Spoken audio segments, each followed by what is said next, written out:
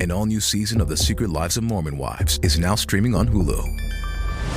Mom Talk started as a sisterhood, and that's gone to flames. New secrets and lies are coming out. This is gonna be catastrophic. We're fighting for our marriages, and the girls are just putting us through hell. They make everything about themselves. I can't. Hopefully this doesn't end in a bloodbath. Watch the Hulu original, The Secret Lives of Mormon Wives, now streaming on Hulu and Hulu on Disney Plus for bundle subscribers. Terms apply. Maybe you like cooking. Maybe you don't. Either way, the new Blue Apron is for you. Because along with our classic meal kits, we're offering new pre-made and one-pan meals to help you get dinner on the table fast. And now there's no subscription needed, so you can just order and enjoy. Do delicious food your way. Shop 100+ meals at blueapron.com. Get 50% off your first 2 orders with code APRON50. Terms and conditions apply. Visit blueapron.com/terms for more. Hey, Ryan Reynolds here. Wishing you a very happy half-off holiday because right now Mint Mobile is offering you the gift of 50% off unlimited. To be clear, that's half price, not half the service. And Mint is still premium unlimited wireless for a great price. So that means a half day. Yeah? Give it a try at mintmobile.com/switch. Upfront payment of $45 for 3-month plan, equivalent to $15 per month required. New customer offer for first 3 months only. Speed slow after 35 gigabytes if network's busy. Taxes and fees extra. See mintmobile.com. Last week, we watched Dark City. This week, we watched Lost in Space. The connection is William Hurt.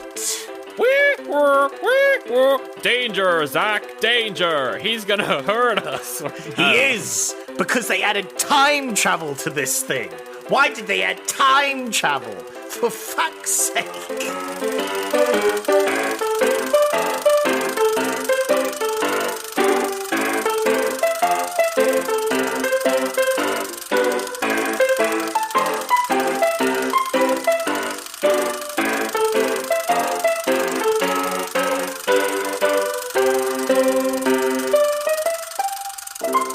Hello, and welcome, everybody, to Oldie but a Goodie. I am just a regular, tall, human man. And I am joined by my friend, Sandro. Oh, I'm just a regular little space boy. Hello, I'm just a regular boy. Excellent. I love devouring little boys. Direct quote from the movie. Yep. Yes, it is. It is. Do they have a name for what's wrong with you? Direct quote from the movie. You wouldn't happen to know how to create time travel, would you, little boy? Oh, maybe. It might be spoilers, but let's just say that I do. Well, I need you to create a time machine so I can go back and stop myself from picking this fucking movie and putting it as an option. For fuck's sake. Oh, Zach. I cannot believe that you put this as an option. I knew that this was going to be what it was, and yet you had no clue. And when you picked it, I was like, this is something I would do. What are you doing? Look, when I saw 27% of Rotten Tomatoes, I really did know what I was doing. Let's be real. I knew exactly what I was doing when I put this option here. Bad movies are good. We love doing bad movies on the show. Oh boy, this was very fun to watch. I enjoyed watching this movie. I enjoyed my hatred of this movie. Yes. I enjoyed everything up until time travel was put into this movie. The final, we'll do non-spoilers and then spoilers, but I mean, it's heavy. Spoiler alert, there's time travel in this movie. And spoiler alert, this is Star Trek 2009, but whoa! Except all the whales die. That's Star Trek 4, wrong one. Wait, I can't remember Star Trek 2009. That is old Spock is like, young Spock, you've got to save. Yeah, that's right. Sorry, I didn't Man. even clock that you were talking about the modern. Yeah, talking about the only good modern one. Yeah, fair enough. Yeah. Some I did people like that 3, one. but I think that it's bad. Yeah.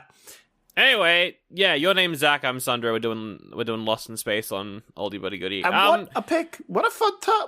What a silly, stupid movie thing that should have been a TV show. Well, it was. Well, it is, and it was. It is, and it was, and there's a reason for that. Are you familiar at all with Lost in Space before this?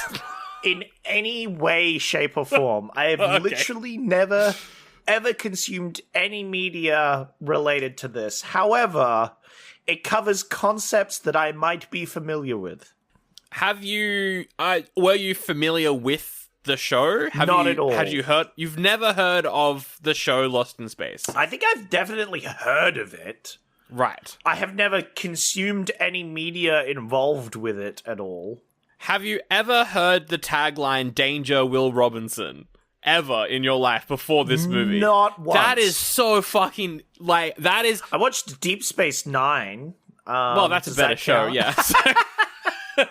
So, like, that's wild to me, but also not surprising, because I was talking about this with my partner, and I was like, Lost in Space. And she was like, what is that? And I'm like, Danger, Will Robinson. And she's like, oh, my mom says that all the time. And I'm like, okay, so that's the generation that I think know Lost in Space. No one nowadays does. But yeah, so that's very interesting that you have not consumed a Lost in Space thing before. I feel like it is pretty niche. If you're not aware, Lost in Space was an American show from the 60s.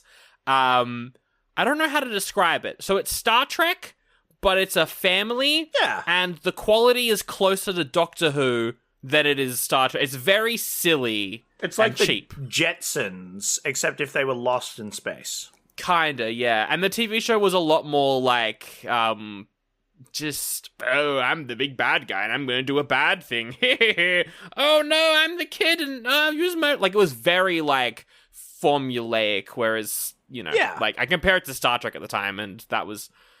It's not that, so, you know, it's two different things, but yeah. No, I get you. It's not exactly the like, villain of the week.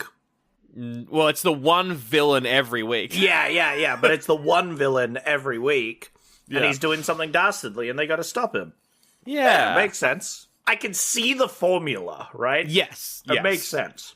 It lasted for about 3 seasons, I think. It was pretty expensive. The theme song is made by John Williams, which is why it's a fucking that's a banger. It's a great theme song. The show does not hold up, but, you know, I'd watch it if you want. I don't care. Old sci-fis are fun to watch, though. They are fun. Because it's like, oh, that's so silly. That's so silly. They think in the future we're going to have telephones that are still attached to the fucking table. Oh, that was pretty funny. I also like, as well, how Lost in Space is... Okay, have you heard of the Swiss Family Robinson? No. Okay, so that's a book from the 1800s that is about a family that are on a boat, and I think they get stuck on an island or something. That's what Lost in Space is based off, except it's that in space. So that's why they're all called the Robinsons as well, because it's doing a twist on that, which is also, I think, a Disney movie from the 50s or something. So, yeah. See, I know a lot about this, which makes me think that I should have picked it, but you're the one who put it as an option. Yeah. I just saw fucking Joey over here from Friends, and I was like, this looks fucking stupid. Fucking cast of this movie. One other thing, there is a recent Lost in Space show on Netflix, 2018. It came out, 3 seasons, I think. I reviewed the first season on my old podcast, Nerd Out, because Rob really wanted to watch it, and he really liked it. He was like, I love this first season. So I watched it, my co-host Jen watched it, we both fucking hated it, and then Rob didn't make the episode. So the episode's just the two of us making fun of the show that co-host who couldn't be there liked. Oh, that's brutal. That's brutal on poor Rob. Damn. Well, anyway, go have a listen to that if you want. It's on Nerd It's Out already somewhere. a 2v1, and then he's just not even there to defend. It's not there. Anyway, what did you think of this movie? That's kind of like a history of the space franchise. It's about a family who gets lost in space. What did you think of the movie? It had its ups and downs, you know? Okay. I liked the special effects. I thought they were very good for their time. For the most part, yes. I thought it looked pretty good. I felt the expenses rising as the movie went further on. So I feel like the budget gets more and more. It's a big... There's a lot of things happening, and I'm like, ooh, they spent a lot of money on this. You know, this looked like an expensive movie to me, but you can tell me if I'm wrong. It cost 80 million, which 80 is, mil? considering that this Whoa. wasn't done by one of the big studios, that's pretty expensive. I would say that's a lot. That's a lot on a sci-fi. And they had some pretty big names. Gary Oldman. Gary Oldman's probably the biggest name. I mean, and also Matt LeBlanc, he ended up making $1 million an episode on Friends eventually, so... Yeah. He's a pretty big name. There are some debatably big names here. I kind of didn't like it, though.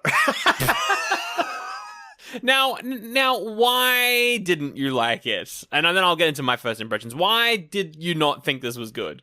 Number one, as soon as time travel was even mentioned, I physically groaned. I went, oh, for fuck's Wasn't sake. it in the first, 5 minutes? Yes. I think I got a note where it's like, oh, for fuck's sake, don't do time travel. Yeah, because the kids has... Oh, I can't spoil it. But, in the first, 5 minutes of the film... No, first 4 minutes of the film, actually. Hold up, rewind. First 4 minutes of the film is like a little dogfight opening thing. Space dogfight, yeah. Yeah, that I don't want to spoil. But literally every single line is like a Marvel quip. Really? Yeah. Would you say Marvel? I would say Star Wars, personally. Or Star Wars, sure, yeah. But no. But I'm like, they were just doing quips. And it sort of continues like that. But the dialogue, the story, it was a little rough, I'm gonna say. So I'm just going to put this out there. This movie is written by Akiva Goldsman, who wrote Star Trek Picard. He did create Strange New Worlds, which is the best Star Trek show in a very long time. But he's more involved with Picard, so that kind of... He also wrote Batman and Robin. That's what... So yeah, that might... I can see Batman and Robin, actually. The Ice Age. Yeah, that's it. No. Yeah. But just the Bat credit card is so in line with this movie. The difference, though, is that they cast comedic actors for to make Batman and Robin work. It kind of makes more sense because you've got more charisma, which is weird because Matt LeBlanc is in this, but he's not... I feel like I've spoiled half the movie already by opening my mouth. But I like the music. I like the special effects. I liked... the first half of the story? Sure. It starts off all right, yeah. Yeah. I was into it. I think then it just sort of starts spiraling once things start happening. And I hate every decision made in the film, I think. I think that's my main problem, is I hate every single decision that's ever made. So, you're from a technical perspective, hey, this doesn't look that bad. Hey, the acting's not the worst. But you're I hate the writing, and I hate everything to do with the script, and I hate all of everything everyone says and what they do and where they go. I feel like you're putting words in my mouth. Unfortunately, all of them are true. So yeah, I'm just gonna go with yes. It felt very Star Wars prequels, which is... All of the pieces are there, but what the fuck is the writing? Do you know what's really funny? What? Over the last 2 days, I've watched all the prequels as well. Why would you do that? Because one of my roommates hadn't seen them. It's a very good reason to do that. It was a very good reason, and it was very enjoyable. Did he like them? Yeah, he was shocked because he knew most of the lines in the film. Yeah. Because most of the lines in the film are memes, right? Yes, exactly. And I feel like this movie is very prequel-esque, as in, if this was popular, there'd be so many memes about it. There would be a lot of memes. There'd be crazy memes about it. You could make a lot of memes, right? I won't spoil anything, but there is an alien creature in this movie, and there's a scene where Matt LeBlanc is holding an alien creature. That's a meme. I've seen that around. I've seen that meme around. Very good. Which is probably the only major one from this movie. But yeah, there's definitely some small memes from this. Yeah, but this is a very highly memeable movie, I feel. And if it was more popular, I feel like that's the fate it would fall into, like a prequel sort of fate. Yeah. Unfortunately, it's not that popular. I think the difference is the prequels are worse and therefore they're better. This is just kind of like bad, but like middle bad. Yeah. I would say I think this falls into the so bad it's good. This one? For a lot of cases, yes. It's definitely so bad it's it is pretty fun. I did have a lot of fun watching this. Yeah, exactly, right? But it's not as bad good as the prequels. Yeah, definitely. And I will say that as someone who literally back-to-back watched 3 prequels, then this movie, which really geared me up to watch this movie, by the way. I think I enjoyed this movie far more because I watched three Star Wars prequels in a row. I agree with you. You really did. I also reckon as well that you just watched the prequels, which means that now we got to wait another year to do our Star Wars episodes. Yes, correct. So now we can't do.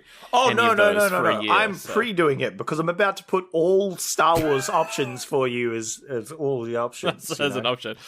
My first impressions are, so I went into this. I've known about this movie for ages. I've watched the TV show. I've watched the new TV show as well, but I never watched the movie, even though like. I think I said it last week. My parents went to see this like a couple days before I was born. So this movie has always kind of been connected to me, even though I've never watched it. I've never wanted to watch it because it always looked kind of bad. And I also don't think it was available anywhere. It wasn't at Blockbuster. It wasn't at the library. So whenever it was on TV, I would like watch a scene of it and be like, that looks terrible. And I never actually watched the movie. So I've never seen it. Yeah, I agree with all your points. I think it looks really good aside from a couple moments. I think the acting is... the cast is good. I'll say that much. Woof. The writing brutal. The story is pretty good. Then, oh no, what are they doing? There's good ideas and there's bad ideas. Yeah. You know? It's pretty rough.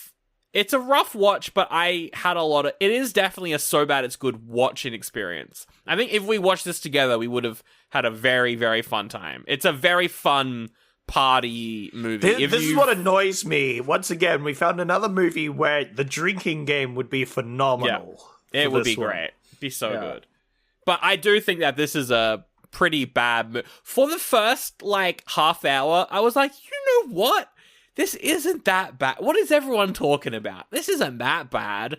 And then I think once they, spoilers, get lost in space, it goes downhill pretty dramatically, like immediately. Yeah. But yeah, I don't have a whole lot of other... We can go through some cast members. Yeah, I was going to mention I also have a connection to this movie. Oh, what's your connection to the movie? Oh, it's the fact that Gary Oldman is literally me. I'm literally him. You mean Dr. Zachary Smith? Dr. Zachary Smith? See? Zachary! That's my name! Yeah, that's your name. He's literally me! Yeah, that's right. In the scenario which happens in this movie, that's how that's me. I would have been in that specific scenario that he was in. I would do all the things that he did, specifically. I love how we Except saw the him part where he said he would devour little boys. Well, that's the only bit that I wouldn't. I mean, I feel like he is... Is he the weakest character in the movie? He might be. I think it's impressively terrible. I think his acting is good, but the writing is just fucking awful for the bad guy. For Dr. Zachary Smith. It's interesting because we last saw him in Hamlet, and since that movie and this movie came out, he's done Leon the Professional, so now he's the bad guy in everything. So that's why he's here. He's got a bad guy reputation. He's a bad boy. He's a bad boy. He's a bad boy. Your connection was William Hurt, who was also in Dark City. He's Daddy Robinson is what I'll be calling him throughout the movie. Absolutely. Did you like he also has a terrible arc. A terrible story arc. The problem is there's a lot of decisions at the start which dictate decisions at the end. And it's all just like, I don't like any of the decisions made by any of the characters. So it's hard to say what's acted well and acted good when you don't like what's happening on screen. Yeah. I think again, all the actors are fine. It's just some of the line. It doesn't make any sense. It doesn't. He's fine, I guess. I like him in the movie. I think he acts well. He could be a good Star Trek captain in the movie. Yeah, and he was a bit daddy. But like, I think he's fine for the first half of the film. There you go. I'll say it. I think he's I agree. Pretty justified for all of his actions in the first half of the film. Yeah. And in the second half, I don't know what's happening. I do not know what he is doing. Do you think that Matt LeBlanc is good for the whole film, though? Because I do. I think he's consistently on the same level the whole movie. Yeah, no, because he knows... I think he, of all the actors, had the most clear role that he could do, and he could do it well, and he knew what to do, right? Yep. Yeah, he's a flyboy, right? And he knows how to play a flyboy, and he plays a flyboy, and he does it well. And that's all he needed to do. Yep. It was simple, it's great. The other characters, they just don't have a good direction that they're supposed to be going. For sure. Definitely. I think, though, with Matt LeBlanc, he does have a lot of comedy moments that don't work for me, and I think it's because they wrote him as Joey from Friends.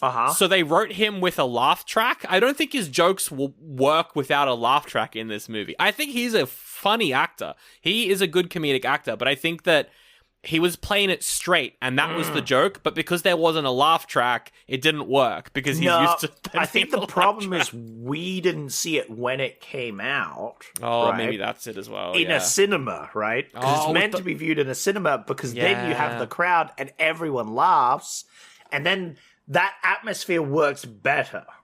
Do you think that's why I became a comedian? Because as a fetus, I was surrounded by so many people laughing at Matt LeBlanc's incredibly, definitely not sexual harassment jokes throughout the whole film. That is my exact theory, is that at some point in the future, you will have an option to time travel to stop your parents from viewing this movie, and you'll have to make a decision, Sandro. What did you think of the children acting, the child actors in this? We've got Will Robinson and then Penny Robinson. Will Robinson hasn't done anything. Penny Robinson is Eliza Thornberry from The Wild Thornberrys. She's also in Mean Girls and stuff. She's a really good actor. Nigel Thornberry. That's right. I should have put it as an option, but I didn't. I didn't do it. Maybe one year. I love Nigel Thornberry. I think the child acting's... Look, considering that it's 98, and there's a lot of bad kid performances around the 90s in particular, I thought it was fine, personally. What did you think? I thought it was smashing. Okay, all right. Yes. No, I thought it was fine. They were passable. The lines were so cheesy and dumb. The problem with these characters is, like, they're acted fine, but they're caricatures. They're, it's like, oh, the girl wants to go shopping, right? Like, it's like, but the acting was fine. The acting was pretty fun. The girl doesn't do anything in the film. Well, no, she vlogs. That's all she does. She vlogs a bunch. That's a spoiler, Sandro, so you can't say that. But also, she vlogs, which is the only accurate to the future thing in the film. You know what? I think you're right. Yeah. How impressive is it that they set this 60 years after it came out, I think, and... Across the board, I think every technology they used seemed dated. It's very impressive. Yeah. But the kid, though, the child genius... Will Robinson, was an annoying piece of shit, and I hated him. So wait until you watch the new show. Oh, great. It's even worse. Great. Yeah, no, but the problem is he's, like, written like that.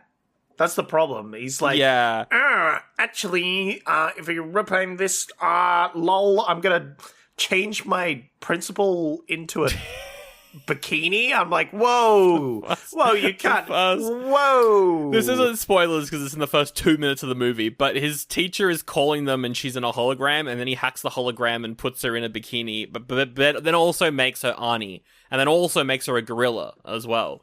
That is not okay. That's That's literally a deep fake right there, right? It's pretty fucking bad. Actually, they predicted deep faking. Shit! Wow. Maybe this movie is genius. The mum's in this. She doesn't do anything either. She doesn't do anything and has a line which is bad in the film specifically. What line? And I was like, oh, it's spoiler, Sandro. Oh, that's spoilers. Yeah, it is a spoiler, but I will mention it because it's the only line that I really went, wait, what? Okay, I'm interested to hear what it is. And then the other person is their oldest daughter, Judy, is played by Heather Graham. She's Annie. I thought she was fine. Yeah, she's a great actor. She's in Twin Peaks a lot, so I'm a big fan already. Which is very funny that her name's Judy for reasons I won't say. Oldie or a goodie? Unless there's more things you wanted to mention. No, I need to get into spoilers. I need to get into spoilers to talk about this fucking film. I don't fucking know, man. What the fuck is our system even? This might be my worst movie for this ever. Because I don't know what the fuck I want to put this film. Worse than Goat Story? Because you fucking hated No, or do you mean the worst decision? Worst decision for Oldie but a goodie, right? Yeah, fair. No, it's an Oldie. I'll give it an Oldie. It's not that good. It's not good enough. I'm not gonna... There's so many movies we've done. I'm not gonna suggest this to anyone. I was about to say, because I could suggest this for a drinking game, right? Yes, we have done many films where they have gotten goodies solely on the fact that I would watch this with my friends. That's why you gave Exorcist 2 a goodie. So. Yeah, exactly, right? That's the sole reason I gave that a goodie. I cannot give it to this film. I think that... And it's not just because a future me just came back, punched me in the face, and forced me to give this... I told you to not do it. ...an oldie. However, it might be. I think that this would be a really fun party watch, but it's still a bad movie. It's still bad. So it gets an oldie from me as well. I think specifically because time travel exists in this movie, I'm giving it an oldie purely on the principle that it exists in this movie. Yeah, once you get to the second half of the movie, I stopped having bad fun and I was just kind of like, oh, okay. Oh. I didn't have that. There were moments that brought me back. Big, spidery moments that brought me back. But it was still awful. Mine was more angry. I was angry at the film. I wasn't like, bored. I was like, what the fuck are you talking about? Also, it is very impressive as well. One quick thing to mention before I go to taglines. This did come out in 1998. Same year as last week's movie, by the way, which is pretty funny. It did come out in 98. That year, there were 3 remakes of like TV shows and movies that everyone was like, this is the worst year for remakes ever. Because it's this, American Godzilla 98, which is apparently a piece of shit, haven't seen it. And then also the Psycho shot-for-shot Psycho remake was the same year. And everyone's like, all these suck. What are we doing? Cinema's dead. It's really like... for example, like if all the movie studios tried to make franchises all at once because franchises were popular, and they're like, we need to make a monster CU, we need to make a fucking, I don't know, what were other things they were trying? Godzilla vs. Kong, Godzilla multiverse, the Conjuring universe. They are doing that though, that's the problem. Oh, yeah, Evil Dead, they're bringing one back. Yeah, it's just another sequel, though. Yeah, but they want to make it a trilogy. You know they want to. That's fair. Anyway, all I'm saying is history just repeats itself. Cinema's always dead. Shut up. Go watch original movies. Undead. Okay, it's taglines. Get ready, get set, get lost. Aha! That's the one I said last week. That's right. That was my little hint to this movie, and it's a great tagline. I'll give it a thumbs up. It's a very good... That might be the best part of the entire movie is that tagline. Yeah. That tagline won this movie the reason we are speaking about it right now. That's how good that tagline is. It's a great tagline, and I think that if they just made this movie funnier... like more in line with that tagline. If they just made this fucking if they put just all an the all-out effort comedy they put into that tagline on this movie, it would have been a great movie. Imagine if this was made by like, I don't know, like Peter Jackson when he was doing his like New Zealand exploitation gore films. Like that style of humor. Oh, that's crazy good, but actually. Like that would be fucking... Anyway. An adventure like nothing on Earth. Meh. Thumbs down. Whatever. Danger, Will Robinson. It's the famous tagline from the show. I'll give it a shaky side thumb. I don't care for it. I'll give it a shaky side thumb. Zach. That is a TV show tagline on par with fucking Zoinks from Scooby. It's on par with Exterminate. It's on par with it's an incredible tagline, and you're giving it a shaky. No. Here's the thing, right? It's an incredible quotable line. If a tag for a Scooby-Doo movie was Zoinks, that doesn't make it a good tagline. It's just quoting from the movie, right? I don't know. I think I would have enjoyed Scoob more if the tagline was Zoinks. I think I would have enjoyed that awful animated It's annoying because I said that statement and I'm like, actually, that would have been a pretty funny tagline. So I'm going to give it a thumbs up, actually. Hell yeah! Woo! I defeated my own planes. Hey guys, it's Danny Pellegrino from Everything Iconic. There's an all-new season of The Secret Lives of Mormon Wives now streaming on Hulu. Mom Talk might have started as a sisterhood, but these Latter-day Saints are no angels. This season, there are new secrets, lies, and truths coming out, and you won't want to miss all the drama. Watch the new season of the Hulu original, The Secret Lives of Mormon Wives, streaming on Hulu and Hulu on Disney Plus for bundle subscribers. Terms apply. Hey, Ryan Reynolds here. Wishing you a very happy half-off holiday because right now Mint Mobile is offering you the gift of 50% off unlimited. To be clear, that's half price, not half the service. Like Mint is still premium, unlimited wireless for a great price. So that means a half day. Yeah? Give it a try at mintmobile.com/switch. Upfront payment of $45 for 3-month plan, equivalent to $15 per month required. New customer offer for first 3 months only. Speed slow after 35 gigabytes if network's busy. Taxes and fees extra. See mintmobile.com. Well, pack your bags and head on to the airport, listener, because my name's Sally McSeller and we're going to Japan. Well, that's not true. We're actually going to patreon.com/oldie but a goodie pod, where Sandro and Zach are reviewing a movie where Wolverine goes to Japan. It's called The Wolverine, and it's got lots of action and talking. Here's a clip of the boys talking about it. The best action in this is just Wolverine fighting guys with swords. I love that. Oh, I think that's really cool. Do you know what ruined the sword fighting for me? What ruined the sword fighting? The stakes. Okay, yeah. We have the sun. The sword fight scene with him and Wolverine is sick as hell. It's the best action scene in the whole movie, yeah. He can't win, though. It's shown that he is the better fighter. He is a better swordsman. He chops Wolverine in half. Wolverine just goes, okay, next. You know what? This is a pretty fair criticism. They're really at the deep end of the X-Men franchise now, right on the tipping point of time travel. But first they have to get through the Wolverine. He's in Japan. He's got swords out of his hands, and he's using them to fight people with swords that they hold in their hands. Oh, patreon.com/oldie but a goodie pod.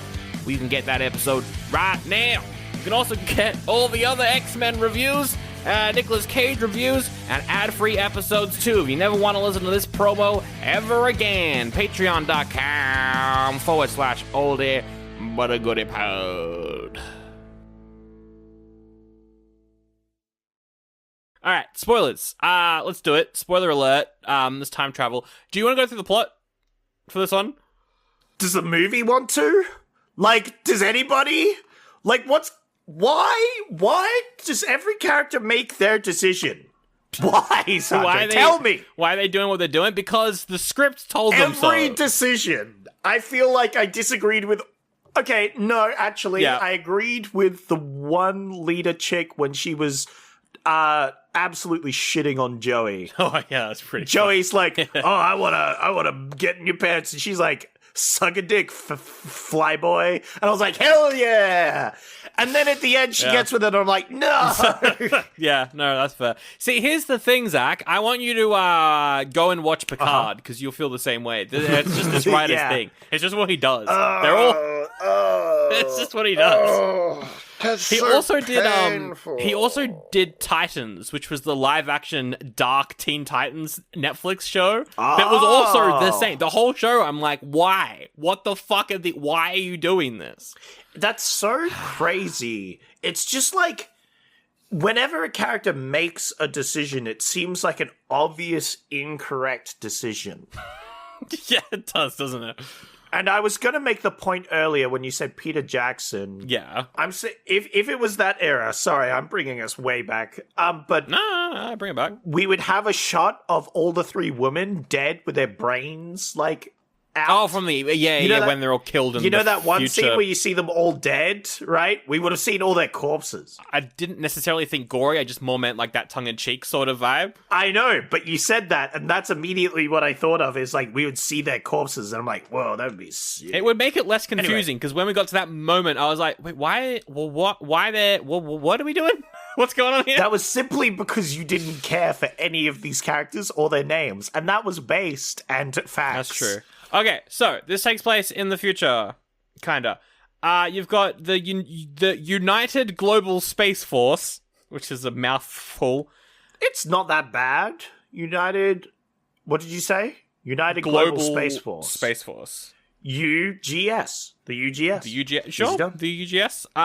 It's the UGS. There it is. UGS. The UGS. Yeah. The UGS, they are looking to go to planets that work. They found a planet called Alpha Prime, and they want to go colonize it. But there's terrorists. Makes sense so far. And they look like the Borg for no reason, and we don't know who they are or what they're doing. But there's terrorists, so just be known that there's terrorists. I like how they just introduce terrorists purely so that they can be one explosion at the start of the movie, and then they're not important. Yeah. It doesn't matter. Well, they put Gary Oldman on the ship. Yeah. They do like two things. Yeah. Thank you very much, Sandro. And Gary Oldman on the ship is a very important bit of the plot. So I think it is, and I liked them setting the stage for this space race and why it has some urgency. Like, I think the reasons for the terrorist plot, I think, are good. I think that's fine. Sure. Makes sense to me. And so we've got the Robinsons. They're a family of Robinsons. There's Daddy Robinson, who's a professor. Mummy Robinson, who's a professor. Judy Robinson, who's a doctor, and then the two kids. One of which is a genius that invents time travel. Yes, exactly. The middle child is getting unbelievably shafted in this family because you have like genius doctor girl as the oldest, genius time-traveling inventor as the youngest, and you who posts Instagram reels. Yes. Right? Like, that is rough. Real. That's actually pretty true. Rough. She does nothing in this film. Oh, I just fucking realized I could have put Meet the Robinsons as an option, and then I didn't even put it in. You didn't? No, I've got too many good movies. Zach. I had 10 options, and I had to cull half of them. 10? There's too many good films. That's fair if you had 10 and not one of them was a Robinson, Meet the Robinsons. Not one of them was Meet the Robinsons. That's crazy. That's fine. We'll find our way to it eventually. All I could think about. I have been biting my tongue and not making a single joke about that this entire episode so far. Honestly, if you made that joke in our chat like 2 days ago, I probably would have put it as an option. Oh, nice. There you go. I completely forgot that movie existed. Anyway, they go in a ship. They're going to go in hyperspace so they can go to the planet, and then they can open a hypergate, which will mean it's... So they have hyper... Whoa. What did you just say? They can travel through hyperspace, except there needs to be two hypergates. So one at Earth, and then they one... stole that from Mass Effect, actually? Well, so... Yeah. No, Mass Effect stole it from... But this... Oh, sorry, Mass Effect stole it from this movie. Well, sorry, no. my bad. Right. No.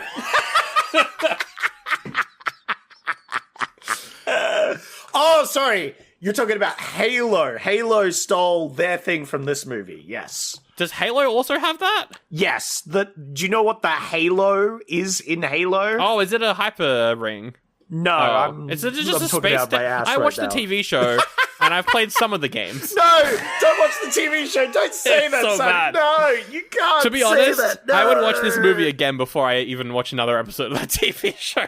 No, what you need to do is watch Red versus Blue, the Rooster Teeth TV series. But here's the thing. I don't like Rooster Teeth. That's fair.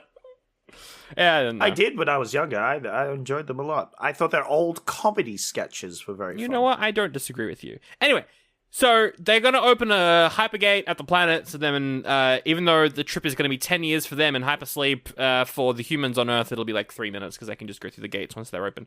But here's the thing.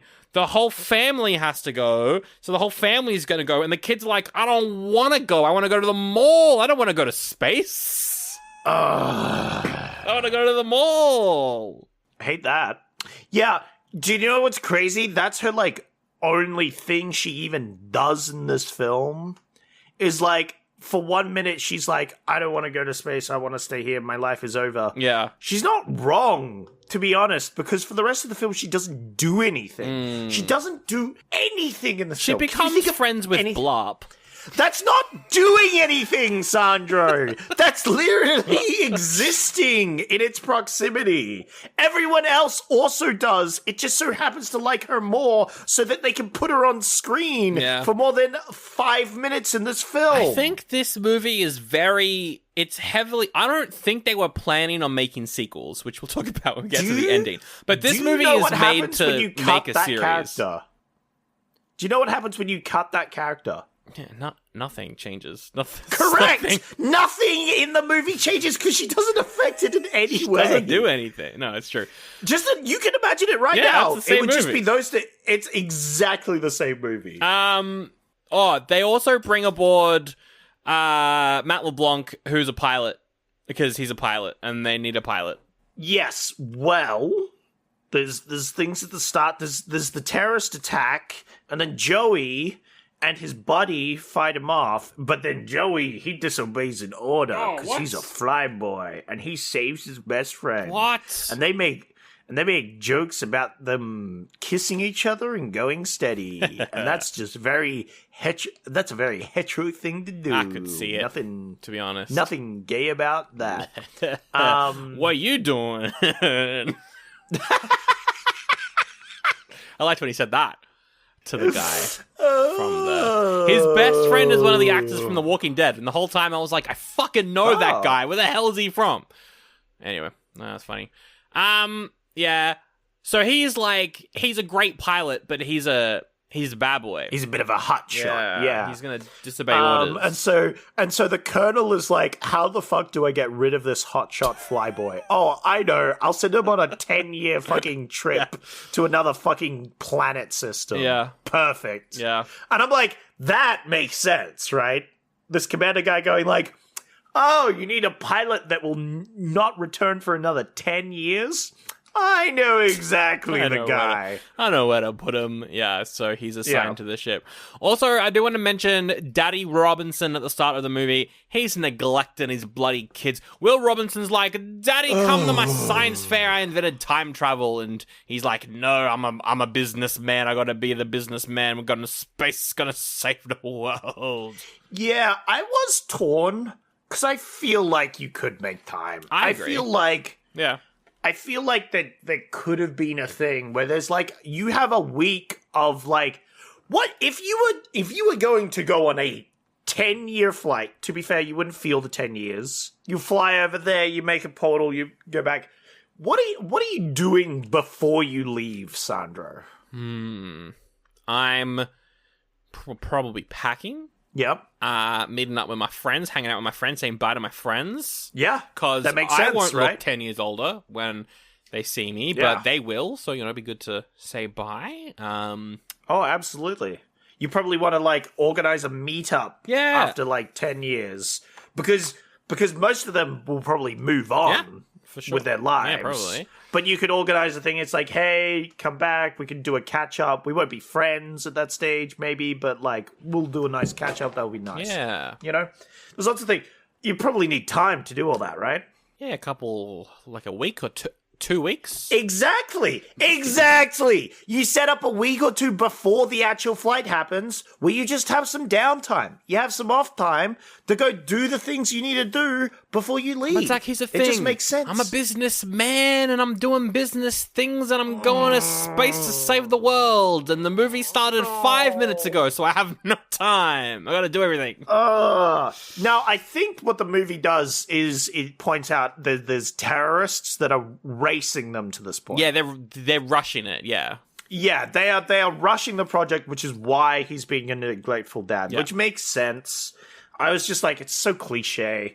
But yeah, they're rushing the project because if the terrorists get there first, they'll set up their own gate there, and then they'll control the gate, and whoever controls the gate controls the spice, and whoever controls the spice controls the universe. That's true. That is an exact quote. Yeah, they become the worm god if they do that. So Yep. Yeah, that's exactly what's going to happen. And they get giant fetus babies to fucking control their spaceships. Yes, that's right. That's correct. Anyway, we also see Gary Oldman. He is an evil doctor who is evil because he's evil. Ooh. And he's like, mwahaha, I'm evil, and I'm going to kill the Robinsons. And then he sneaks on board their ship in a crate, which is very funny. He sneaks on board their ship in a crate. There's a robot on the ship. He, programs the robot to kill all of them. Makes sense. And then he's like, I've got to escape the ship before they leave. Yeah. But then his boss, the boss terrorist man, is like, nah, you're staying here, actually. Yeah. So he has to stay on board. And it takes off and he's there on the ship. Yeah, no. So it's interesting because he puts way too much trust in the terrorist, and I could see that betrayal a mile away. Yeah, definitely. He's got to make sure he guarantees some payment or something. I don't know. He gets betrayed, and it seems like he could have avoided being betrayed, but he doesn't. But also the terrorists also are really dumb because they essentially try and kill him by shocking him. Electric shock, yeah. Yeah, through his, communication device that they use. Yeah. But it's also, if Gary Oldman wasn't in, a secure location, they could have given away that there was a saboteur on board. Because they just called him out of the blue, and he doesn't get a chance to pick up. There's just a giant face of his boss floating in front of him. Which, obviously, they didn't care because they're like, haha, you're going to die anyway. But they could have given away the plan, which would have, stopped the Robinsons from dying from a giant robot. Yeah. So it doesn't make any fucking sense from the terrorist's point of view to do that. All you do is, get him to send you a text when he's done, and then you kill him when he texts back. I don't know, there's another way to do it. But yeah. There's a lot of issues. But yeah, he doesn't die, he just gets knocked out. Yeah, he gets knocked out, the ship takes off. So now the ship's in space, they're going through space, yes. They're gonna get into our cryo chambers. The kid invented a time machine at a science fair, by the way. Yeah, I think we've already mentioned that, but it's very important to know the kid invented time travel, and his dad wasn't there to watch him. Yes, and which is kind of ironic that the dad was kind of out of didn't have enough time to come and view his kid's invention, but it was a time machine. I'm like, wow, that's a little ironic. But this is also, funnily enough, the plot of Meet the Robinsons sort of thing is Meet the Robinsons, the inventor kid goes to an inventor fair and tries to invent things there. I think he tries to display a time machine at some point. If you haven't seen Meet the Robinsons, it's a good film. That's a banger. Go watch it. Up there with Chicken Little. That's a joke. Ooh, so much better. Ooh. That's another one I want to do on the podcast at some Chicken point. Little is a banger. It's pretty good. I like when they parody Indiana Jones. It's the only thing I remember from the movie. I like when the dad's a huge piece of shit in that film. For real. More like chicken dickhead dad, am I right? Yeah, real. So they're all in cryo sleep now. The ship... Yep. Is in space. The robot wakes up. It's going to kill all of them. Gary Oldman wakes up and is like, no, I've got to stop them. They're the only people who could save me. So I'm going to wake them up from cryo sleep and then they'll kill the robot. So that's we get an action scene there. Halfway through this action scene, so a bunch of stuff happens. Yeah. Judy, the older daughter, she gets shot or something. No, she's stuck in her cryopod and they can't get her out. Yeah, and that's right. She gets injured while in there, so they have to take her to the medical unit. Yes. And get her fixed up, which, by the way, the visuals for that and like the overlay of like her heart and stuff, very cool. I really like the visuals for that. Very Star Trek, actually. Yeah, definitely. Star Trek, sorry, I should specify Star Trek Next Generation. Some would say the superior show, the best one. Ooh, it's hard, actually. Sandro is trying to anger literally every fan of every franchise. I think He's everyone like, agrees Meet the that... Robinsons, worse than Chicken Little. I said better. Star Trek. Next Gen is the best one. Isn't that the best one that everyone likes? Is Next Gen? Star Trek, the modern third movie, that one's for losers. Yeah, I don't like that one. I only like the... yeah. that one. Sandro is just fighting with every sci-fi fandom he can find. That's true. First Contact, overrated. No, that's not true. That one's really good, actually. That's a really good movie. You know what? I'm gonna say it. I think this Alien series, I think they're overrated. Wow. So she's in the hospital. While she's in the hospital, we also have William Hurt and Matt LeBlanc trying to figure out how to not make the ship fly straight into the sun, because the ship's flying straight into the sun. Because they had a firefight in the main hangar, so everything's gone wrong, and it's gone off orbit, and it's gonna slam into the sun. Because the robot attacked them, but the robot stopped attacking them because Will Robinson hacked it as well. Yes, because he's a hacker genius time travel inventor. So that's everything that's going on here. Also, they captured Gary Oldman, and they know who he is? I will say, that's the line that the mum says that doesn't make any sense in this film. What's the line? The line she says is, "How could you do this to us? We trusted you." Right. I remember that line now, yes. Which doesn't make any sense because there's nothing to set that up. Yes. So there's clearly a cut scene, or there was a story change where it's like originally he was like working with them, but betrays them from the inside or something, which would make more sense to me. But they changed it to him just being like a spy. And so that line doesn't make any sense, but they kept the line. Yes. And that's big doo-doo. That was bad. And it didn't make any sense, and it made me mad when I saw it. Yeah, pretty awful. Pretty fucking... That... I was like, wait, and that's what? really like the only thing that mum does. Yeah, pretty much. Because in the TV... I think in both TV shows, they are friends with Dr. Smith. Yes. Before everything happens. But in this one, yeah, they've obviously cut that. It was very confusing. It would have made more sense if he was, like, working for them. Yeah, definitely. And it would have... like, he could have been on the ship, and he could have been teaching he could have been, like, the son's teacher, right? And he's being all creepy and like, ooh, I think you have great potential. Yes. I could see this technology working well. You should join my company when you're older. You know? Yes. That sort of thing, you know? So they're plummeting towards the sun. I liked how the set was shaking. I don't know if that was on purpose to make it look like a 60s sci-fi, or if it's just because it was kind of cheap, the set, maybe, I don't know. Yeah. But it was wobbling. The set was wobbling. I found it very funny. Yeah. I thought it was good. And they're flying into the sun, and Matt LeBlanc's like, well, we can't go around the sun. We'll go right through it using hyperdrive. And William Hurt's like, but then we'd be... Well, who knows where we end up? We'd be lost in space. Do they go through the sun to hyperdrive? Yes, they do. They go through the sun. They go through it? Or they just open hyperdrive and it teleports them somewhere? I thought they were hyperdriving away from the sun, which made sense to me, right? I thought they were angled right at the sun. I thought they couldn't move. I could be wrong about that, though. They could have. It is a thing at the end of the film they go through a planet. Yes. And that made me angry. I just didn't get angry at this stage of the film, so I don't know if they did that. But they could say that you could hyperdrive through something. Yeah, no, they are going through the sun. They're going directly through. What? They open hyperspace and then just go through the sun. What? Okay, no, continue on. Sorry, continue. I stand corrected. I am wrong.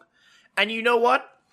I wish I wasn't. Continue. And the thing is, when you use hyperdrive without a hypergate, who knows where you'll end up? Yeah, because they don't have the spice navigators to navigate space. So Zach, one might say that now that gates. they've used the hyperdrive, that they are not sure of where they are in the solar system. That's so true. They should make a movie about that. They should call it that. They should call it, we're in a point in the universe that we cannot locate relative to the position we were in last. Exactly. That'd be a in great space at the end as well. Whoa! So, yeah, anyway, that's... And then after this point... So that's the first, like, half hour of the movie. Not that bad. Honestly, didn't hate it. It was kind of campy. I was enjoying how weird it was. I liked that part. From this point onwards... They really have cut the movie up into like 3 TV episodes. That's episode 1. Yeah. And immediately when these started happening, I was like, this would have worked better as a TV show. Yeah. Do you know if it was possibly planned to be a TV show or They not? were going to do a animated and like 2 TV shows spinning off. They were going to be an animated one for kids and then a live action one. And then probably a sequel as well. So they were definitely going to do something, but this didn't do well. So yeah, they didn't really do anything. But yeah, it's weird, right? Because then we get a sequence where they come across a weird anomaly in space. Yeah.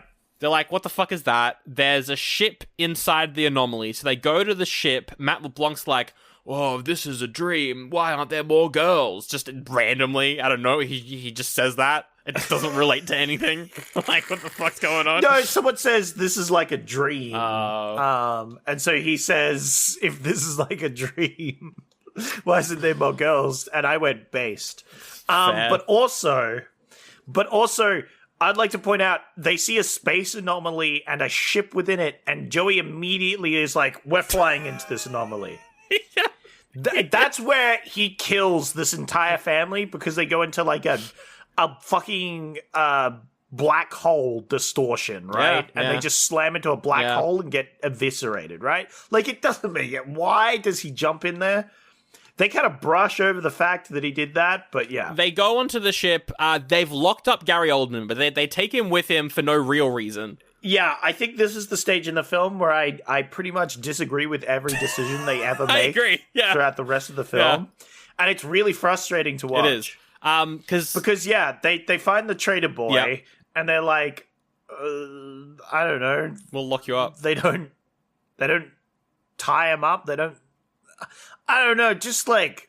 They lock him in the science lab. They just lock him in the science lab, and then he throws beakers around for like half an hour, because when they come back in, it's just all broken.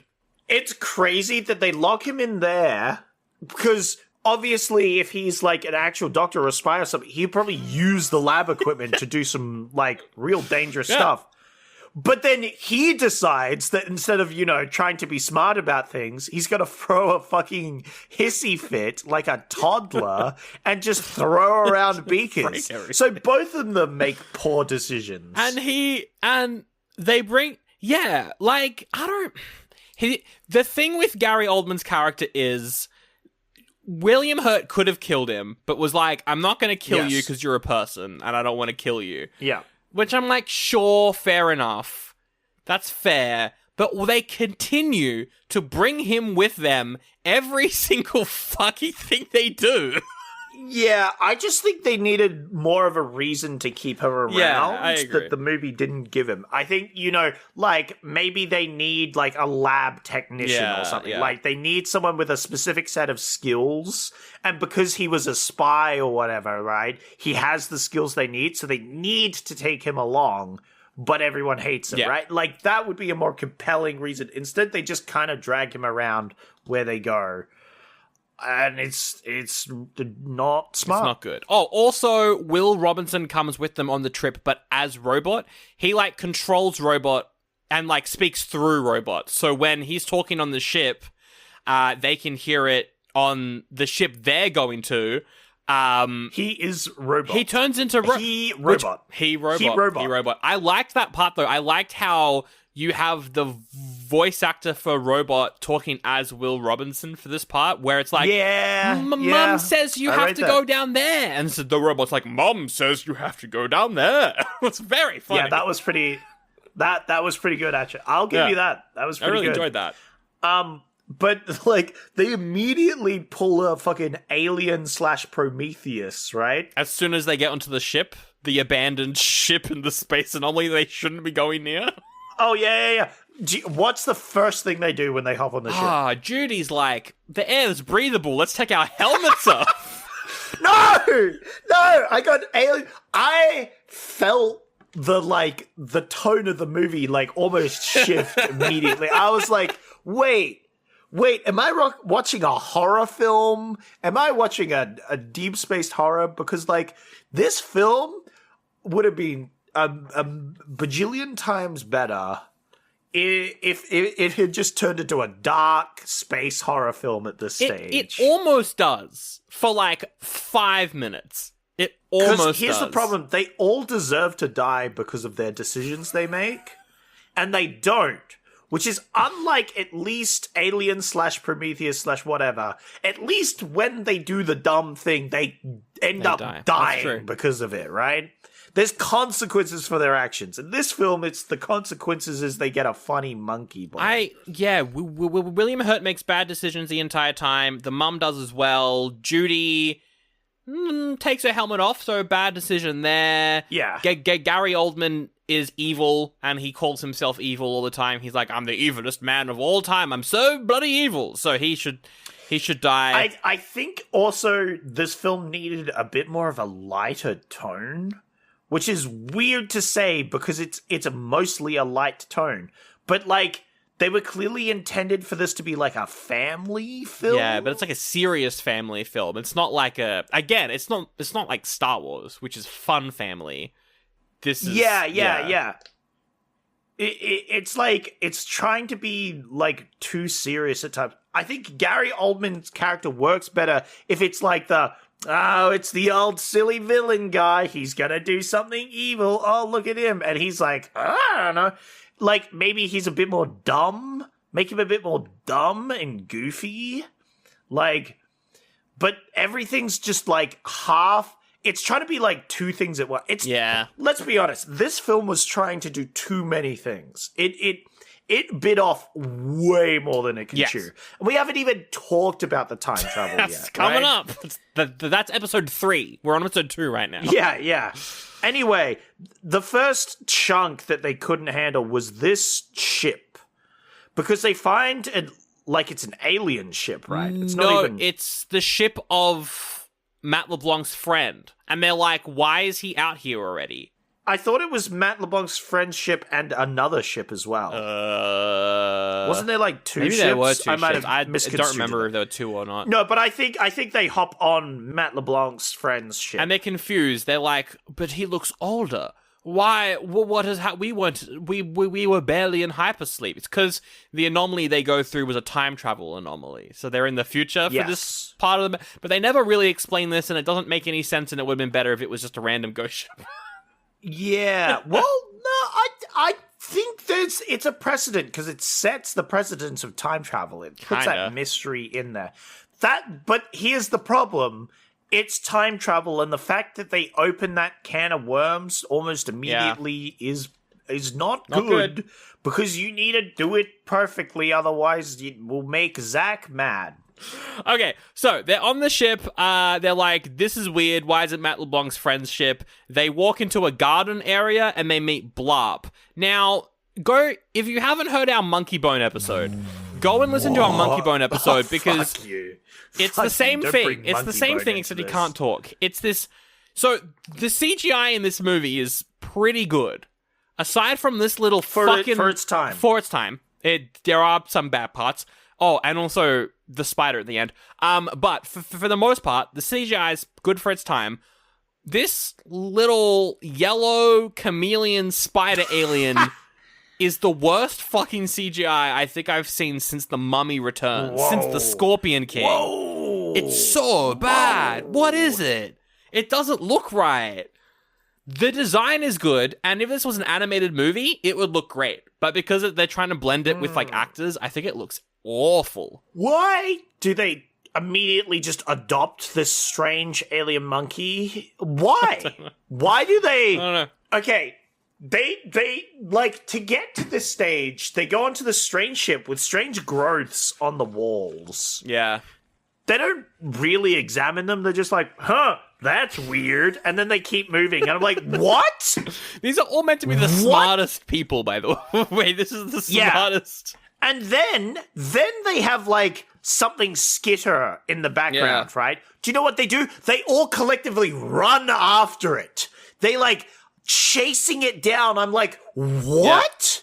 You're not like, oh, there's something alive on this ship. Let's run the fuck away because it probably killed all the fucking crew members that you're looking for? Yeah. No. Instead, they run after it. They run into, like, a random forest that has started up in this thing, which is sick as hell. Yeah, that was really good. But also, I'm like, that is the last place I want to go if I know there's, like, weird animals going around. I'm like, maybe they had pet fucking tigers for all I fucking know, right? They don't know anything. And going into a jungle in space on a random ship, you don't know what.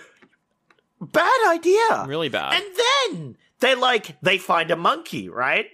They find a silly little monkey alien thing, right? First off, they don't know if it's a predator, like if it's a carnivore, if it's poisonous. They don't know anything about it. And they're immediately like, well, we gotta adopt this monkey. We gotta. And I'm like, sure, you can do that. But then they go, he kind of looks like a little baby. And I'm like, that's a good point. Because the parents might be around. And I will talk about that in a second. But yeah. Okay. They really do adopt it, and they feed it, and they take it on the ship, and... Yep. Well, granted, so all of the growers on the wall end up hatching, and it's like spiders, and they chase them out of the ship, which is pretty cool. So then we have an action scene. We'll get to your point. I know what point you're going to bring up. No, it's an actual behind-the-scenes point that I'll get to. Whoa, it's a behind-the-scenes point? That's crazy. All right. I'll say it now. They cut a whole plot point about the parent. There was a parent. When they crash land on a planet, there was going to be a parent there. That's crazy. And it comes to get its baby, but they cut it. They just cut that. It was like a 20-minute maybe scene, I think. What? They cut it all. That was what... That's wild. That was what Penny and the mum are doing. Oh! Those two characters that do nothing in this film? Yeah. They cut the scene where they do something? That checks out. All right, yeah. So they adopt this pet space monkey without, like, looking into it in any way, shape, or form. I would have loved if that monkey was evil. Would have been hilarious. I would have praised this movie if it turned out to be just an evil monkey. Please. Anyway, so they take this monkey, but then they get attacked by these little, spider bug. That was pretty cool. I like their mouths. Their mouths were really cool. Yeah, that was neat. Were you are an arachnophobe. Was this scary for you? Were you like, if I was a kid, this would be... Nothing in this movie. Oh, as a kid... It's hard to say, hey, because it's not very good. Well, here's the thing. I think the scariest moment in the film for me was when they took their helmets off in the art. I literally got, like... PTSD to fucking Prometheus, and the tone shifted internally for me to a horror sci-fi film. And then they saw a skittering alien, and I was like, oh shit. But then when the aliens actually started attacking, I'm like, well, they're not that bad. I mean, they're bad, but they're not that bad. Yeah, for sure. So, yeah, anyway, they get attacked. It is like a swarm, though, and I like swarms, and it made sense. It was pretty cool. It chases them around. Matt LeBlanc. It's bad. It's scary. It's like, oh, these are bad. His helmet comes up, and now he looks like it goes full Mass Effect, and he just starts shooting them. Yeah, and shit. Robot he's got a cool there. helmet thing. That was a cool moment. I liked that. That was fun. Yeah, they send in the robot to fight off these things, and that's cool because the kid's essentially playing fucking Beat Saber. Yeah. With his VR fucking controls, fucking slashing up aliens. That would have been fun. That's pretty cool. Honestly, I wish the kid had acted like he was having a lot of fun. I feel like that would have been appropriate for that scene. Well, I guess maybe he was terrified his family was going to die or some rubbish.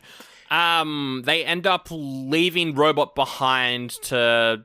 Like, they can't... Yeah, they sacrifice him. Robot has to die. Well, Robot isn't a character He's at this a robot. point because it's all Will Robinson. No, he's just a plot point where he tried to kill them and then he saved And Gary Oldman gets scratched by a spider. Very important as well. Is it? I mean, why would that ever be important in this film? They keep doing close-ups for like fucking half an hour.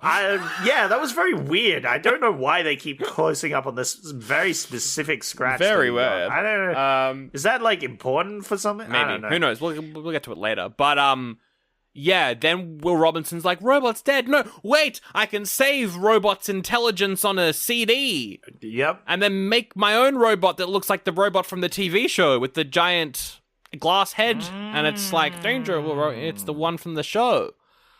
So he does that. Warning, family that I know. There is potential harm that could occur to you. Yeah. You know, it's famous line. It's famous line. Yeah, he makes the robot from the show. That's all that happens there. From the people that are in a space quadrant that is unfamiliar to them. And then they crash on an ice planet. Because they get on the ship and then they crash. No, well, they blow up the other ship. That's right. Yeah, no, Matt LeBlanc is like, gotta kill all these spiders. And he blows up the ship. I forgot about that. Which is crazy. It's a crazy fucking decision. Okay, so they're getting attacked by the bugs, which are bad because they'll break into their hull and they'll kill them all. I mean, honestly, they could have avoided that by, examining the pile of eggs that they passed by at the start, but they didn't, and they fucked up, and now they're gonna die.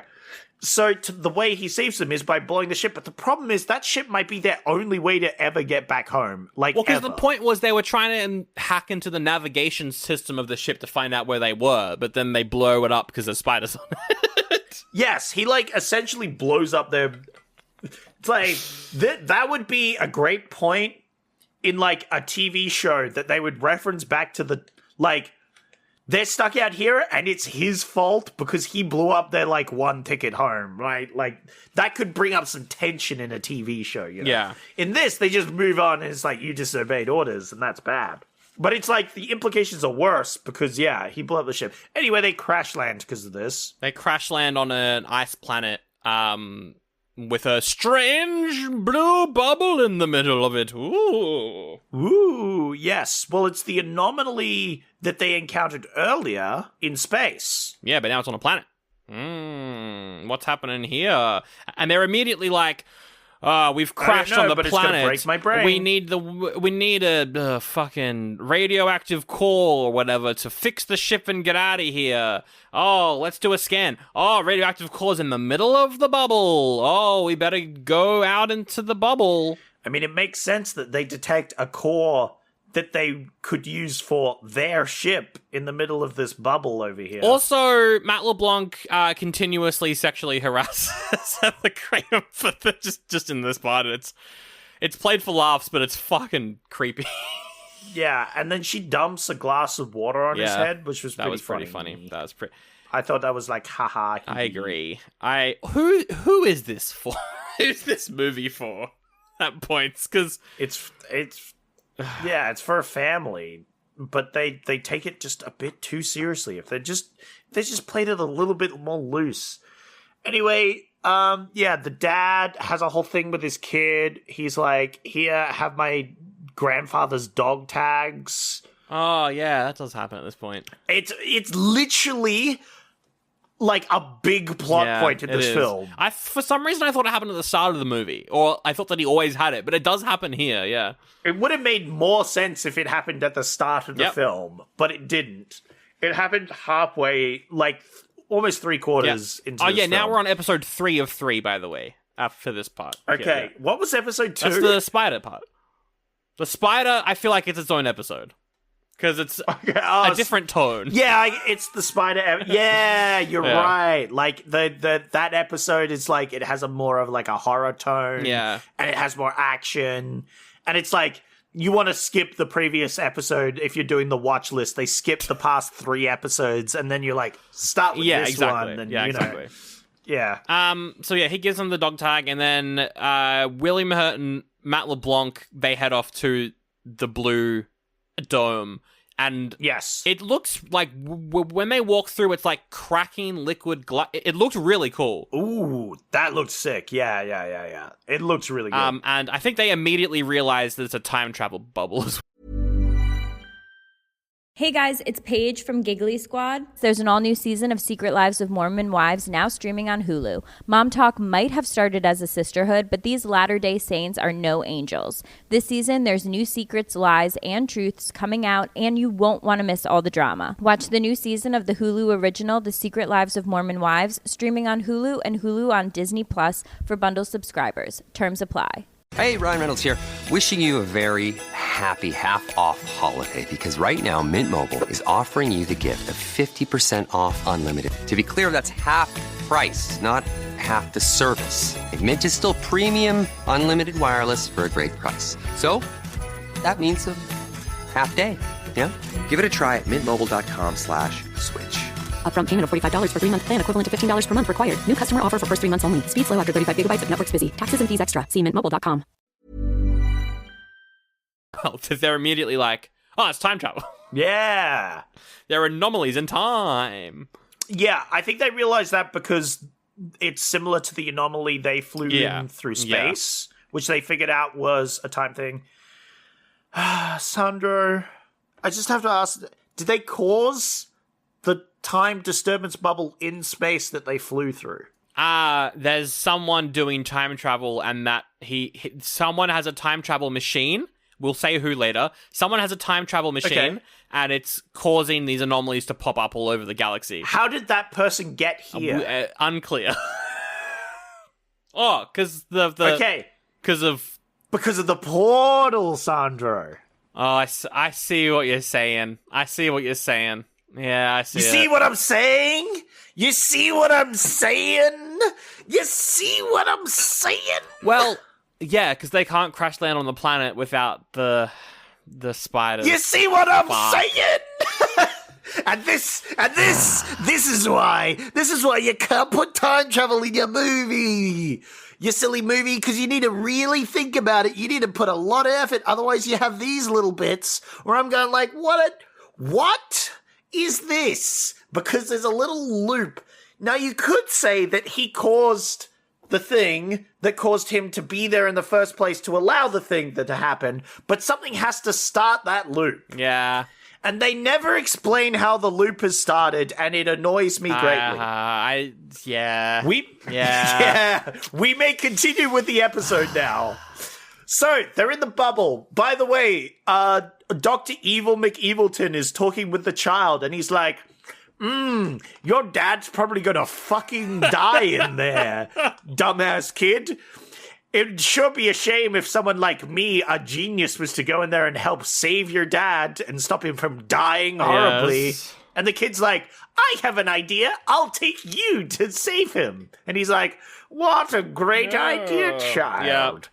I can't wait to groom you for another 10, 15 years-ish. So they both are in the bubble now as well. Yeah. Yes, they follow Daddy Robinson into the time Also, bubble. we see that in the bubble there's graves for the 3 women. Yes, but only the evil guy sees that. Yes. Presumably there's 2 other characters which we are yet to introduce that have also seen those. But, like, only the bad guy sees the grave, and it's for all 3 of the women, which is really fucked up. It's really fucked. It's fucking weird. Also, the kid at some point, Will Robinson at some point when he's in the bubble says, "Oh, shit!" when he sees a particular type. That's the one swear they use in this PG film. And it's by the kid, which I found hilarious. Anyway. It was very funny, although I was like, it came out of nowhere. Yes. And it was very funny. So Daddy Robinson and Joey from Friends are walking around. Robot shows up, the newly constructed one. Yeah. And fucking attacks them and knocks them out, and we're like, what the hell? What's but that going robot was on? just built by Will Robinson, and it has Will Robinson's mind in it, but it also thinks for itself. It doesn't make any sense. Don't think about it. It's like, why are they getting knocked out? They get knocked out. They are brought into some sort of time travel machine. And we're like, what's going on here? And there's a man there with the controls. He's flicking switches, he's doing stuff. It's the actor Jared Harris from heaps of good stuff. Most recently, Foundation and stuff. He's in heaps of things. He's cool. Yeah. Mad Men too. He is the he's fucking Sherlock bad guy. Oh, he's Moriarty in the Robert Downey Jr. one. Yeah, that's right. He's great. He's in The Expanse, which is one of the best sci-fi shows recently. I need to watch it. I didn't realize he was in this film, so when I saw him, I went, "Whoa! I didn't expect him to pop up." I was like, "Yeah." So he's there, and he's like, "It's my time travel machine, Daddy." Oh my God! It's Dark Will Robinson. Oh my God! And he's evil. Well, because his dad neglected him. He's he's not really mean evil. He's just kind of like crazy and misguided, and also all his family's dead, so I think he's justifiably mad at his dad. And he's like, I built a time travel machine so I can go back in time and make sure we never go to space. Okay, wait, why? We need to wind it back immediately. Okay, yeah. Because he's mad at his dad, right? Yes, because his dad... he's rightfully mad at his dad for neglecting him his entire childhood, I reckon. Because we just had the heartfelt scene where the dad hands him the dog tags and is like, I'll come back, right? Yeah. I promise I'll come back. And supposedly this guy is mad at his dad because he never comes back, right? Yeah, because he died. When? Where? In the bubble that he creates in the future that doesn't happen because he... Wait, yeah. So yeah! That's what I'm saying, Sandro! No. I was thinking about this in the movie as well. So that's why Will Robinson makes the time travel machine, because his dad doesn't come back. But we see in this movie... Yes. That Will Robinson goes into the bubble because Gary Oldman's like, your dad's gonna die. So in the future that... Is it just a whole different timeline where different things happened, right? It has to be, because it's a timeline where Gary Oldman doesn't tell him to go into the bubble. Yes. But, so yeah. It just has to be a timeline where they both stay out. Yeah. And, like, everyone else, the parents just die or something. And then they go out. But does the bubble exist in that one? Because they have to make a time travel thing? Or it's like... Is it a different universe where there wasn't a bubble and they just went out and died? Yes, they just went out and fucking cocked it. That might be it. And so the kid gets mad or sad because his dad's dead. He gets resentful, and then the evil guy kills all the women. Yeah, Gary Oldman kills the 3 women, and then is like, "Oh my God, some crazy creature killed them all." Well, no. He says the spiders came back, right? Yeah, that's right. It's the spiders came back. Yeah. He says the space spiders came back and killed them all, but what I think he does is he does a scar to. That's a very good. Yeah, he does from Lion King. Yeah. Yeah. To the little Lion King guy, he's like, "It was actually your fault that they all died. But we can fix this if you build a time machine, right?" Yeah. Yes. And so, yeah, we've got old Will Robinson just monologuing all of this at his dad and Matt LeBlanc, and then, yeah. He's like, "But I couldn't do it by myself. The only other person who survived is Dr. Zachary Smith." And then Gary Oldman shows up. But Zach, what does Gary Oldman look like?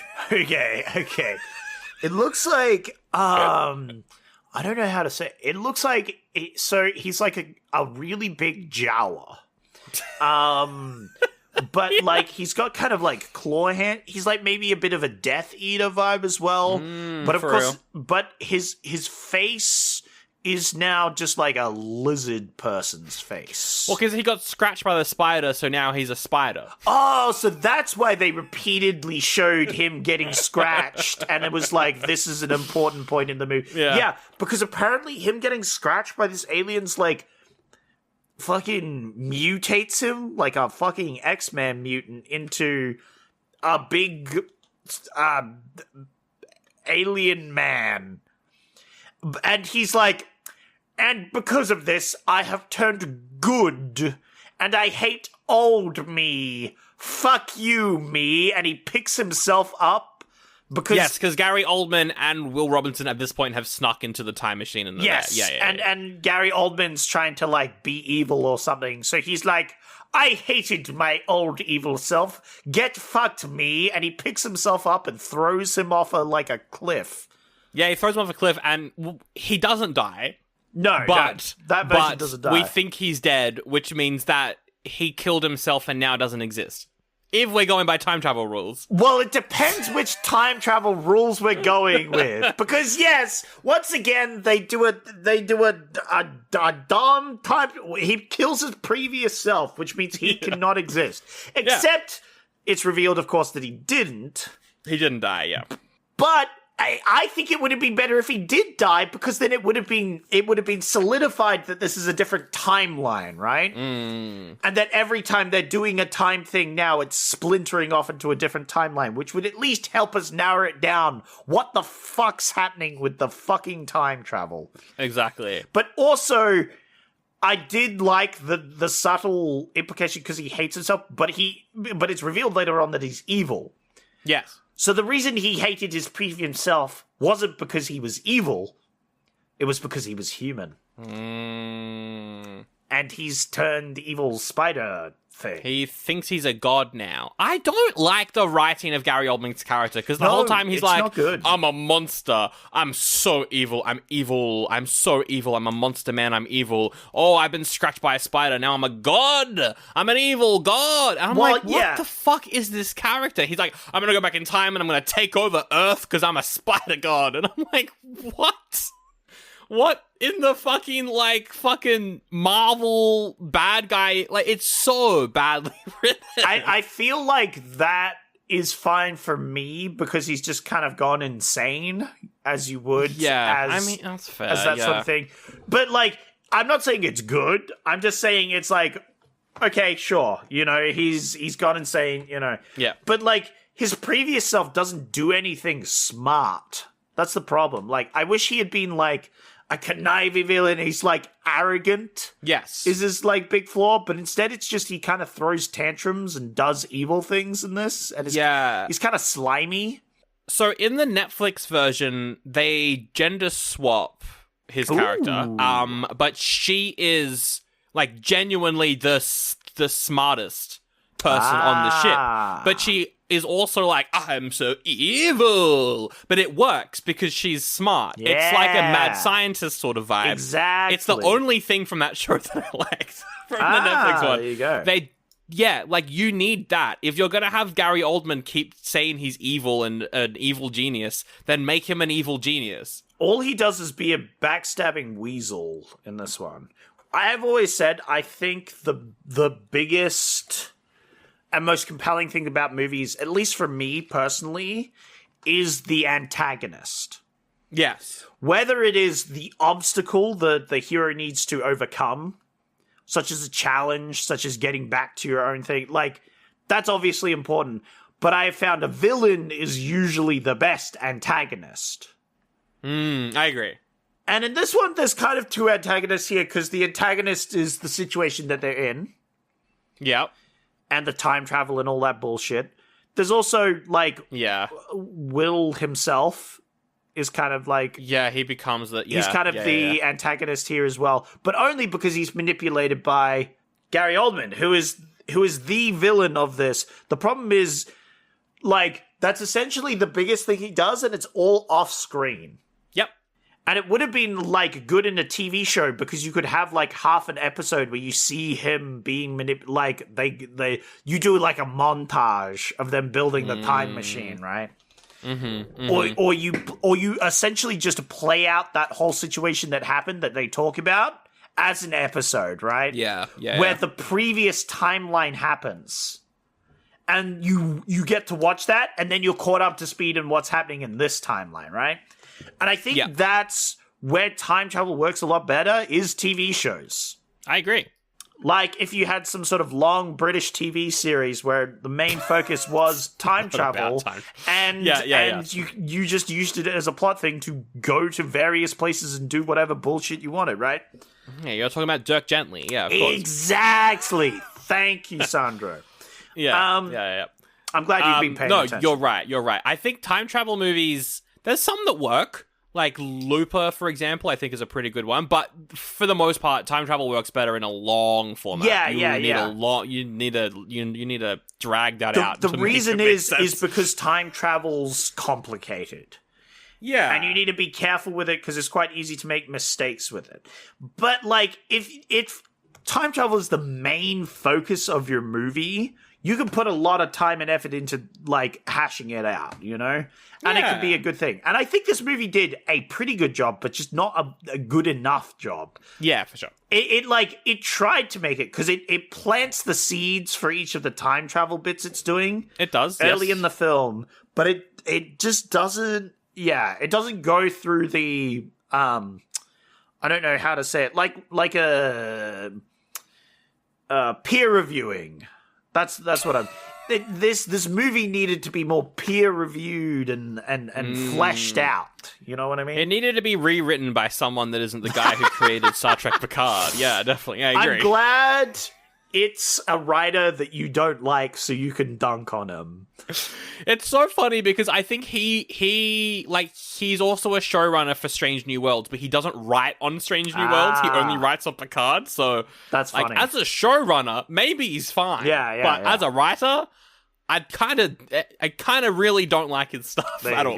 There you go. Yeah. And I didn't realize it was him until the ending credits. His name popped up, and I was like, "Oh, that makes fucking sense. That makes sense." You are so connected to this film. It's crazy.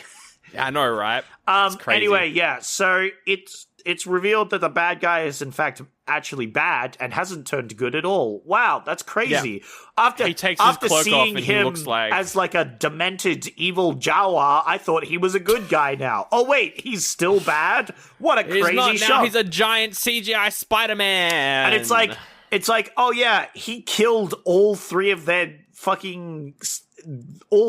girls. And it's like, why did you believe him? You know? Yeah, we get a scene where old Will Robinson is like, it's kind of like out of nowhere a little bit. He's like, hang on a second, how did the girls die? Well, and Gary Oldman's like, the spiders came back and killed them. And then Will Robinson's like, but now that I think about it, after 30 years of thinking, I never saw those spiders. It's mentioned before, but I think it doesn't play exactly like that, Sandro, but it essentially plays like that. Yeah. No, because, he's at the end, he's like, wait a minute.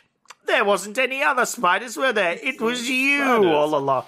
Oh, my God. But I think the idea, and the movie doesn't display this well, but I think the idea is because after he talks with his dad, he's coming a bit more sane. Yeah, he had a quick chat with his dad for a bit. Yeah, and exactly. He's sort of coming to his senses because before then it's just been him and the evil guy manipulating him. Yeah. For all that time, and then he talks with someone with sense, and he's like just coming back to his senses. He's like, wait a minute, this guy that looks like a fucking evil Dementor dude might be bad. Might be bad. And then he reveals he's the bad guy from Men in Black. Which one? The first one. Oh, yeah, for sure. That's it. So then, Gary Oldman is like, I'm going to kill everyone. But then, Daddy Robinson's like, I couldn't kill you when you were a man, but I can kill you that now you're a monster. Which is a sick line. Yes. But then the way that he kills Gary Oldman doesn't entirely make sense, because he just cuts him and then tiny spiders come out of him, but then the tiny spiders start to eat him, which they did set up earlier. They did set that up earlier, Sandro. They set it up earlier. They didn't set up that there were little spiders inside of the spider. It's a solid plot line because they put it earlier in the film, which means it's good. They only set up half of it. They only set up the fact that the spiders eat their dead. They didn't set up the fact that there's spiders inside of the spiders. Nope, they didn't set that up at all. He just kind of presumed. I guess he was like saying that he was gonna birth a whole bunch of spiders or something. I don't know. Oh, maybe that was a line. Yeah, there was a line he said. It's like, I'll spawn a bunch of babies and take over the world or some shit. Like, that's what he was saying. Yeah. Okay. So I think, I think the dad just made a long shot call to say that he had a pile of babies in his tummy. So he cut him open and he was lucky because it was babies. And the babies were like, we're going to eat the mum, which makes sense from a spider perspective, because that happens in real life. That's true. So because of this distraction, we've still got Daddy Robinson with old Will Robinson in the time machine, but everyone else has escaped. Will Robinson, young one, has escaped. Matt LeBlanc's escaped. They've gotten Gary Oldman and Robot. They're off to the ship. They go to the ship. They're like, we got to take off. We got to take off. Dad's right behind us. They wait a couple minutes. He's not there. They've got to take off immediately because the planet's going to blow up because of the time machine. So they're like, that's it. We're taking off. They take off without the dad. They're like, he sacrificed himself for us. And then they all die. Oh. I was going to say, I was watching this part of the film and I was like, you know what, film? Maybe I'll forgive every single sin if you blow up this ship with all the fucking people in it. And then it exploded and I went, holy shit, they actually did it. That's so funny because that's so fucking dark. I get, who the fuck is this movie for? This is a kid's movie and then you kill everyone? It doesn't make any sense, right? Because the implied time travel that they use is separate universe time travel, which is fine. Yeah. It's like every time you time travel, you're branching off into it. But it just means that whatever universe you leave behind is a universe that still exists. Yeah, So exactly. there is a universe that exists where all of them fucking die in that fucking... And that's the end of that kid's film. And it's like, holy fuck, that's dark. So it was genuinely hilarious. There's also a timeline where the spider guy killed all the women. And that's just a thing. And he probably killed the dad as well. Yeah. Hilarious. So they're all dead. Go back to the time travel machine. So, Sandro, I do have to retroactively go back and give this a goodie because they blew up the whole family. Well, it's a different timeline, so in a different timeline, you've given this movie a goodie. But I will say, I do have to retract it because they do eventually save all the family. Yeah, exactly. And that's why I have to reject that goodie. That's why at the end I gave this an all. If they had just left it like they all died and he leaves, I would have given this a goodie. I agree. Or the dad has to, like, one character dies. Kill the dad or something here at the end. I don't know. That would have been nice. No, but then they're setting up for a TV series, right? So they need that's true. They need all the main characters to survive. Yeah. So now Daddy Robinson and old Will Robinson are in the time travel place, and Will Robinson's like, I'm gonna send you onto the ship before it takes off. I've gotta do it, Dad. Because, Dad, I've realized why you neglected me. It's because you're a hero, and I forgive you. And I was like, what? That's the end of the story arc where the dad neglects the son. The son then realizes that the dad is the hero. He saves the kid's life. The kid gets knocked out by bad spider dude and then is hanging above the portal, hanging by the dog tags, by the way. We didn't mention that. The spider almost kills old. Yeah, right? Yeah. And then the dad saves him. And that's when the kid's like, actually, my dad's good because he saved my life, Sandro. I'm fine with that. What I'm not fine with is that it's almost said exactly like this. You're a hero, therefore I forgive you for neglecting me. I'm like, that doesn't make any fucking sense. That's a fair point, Sandro.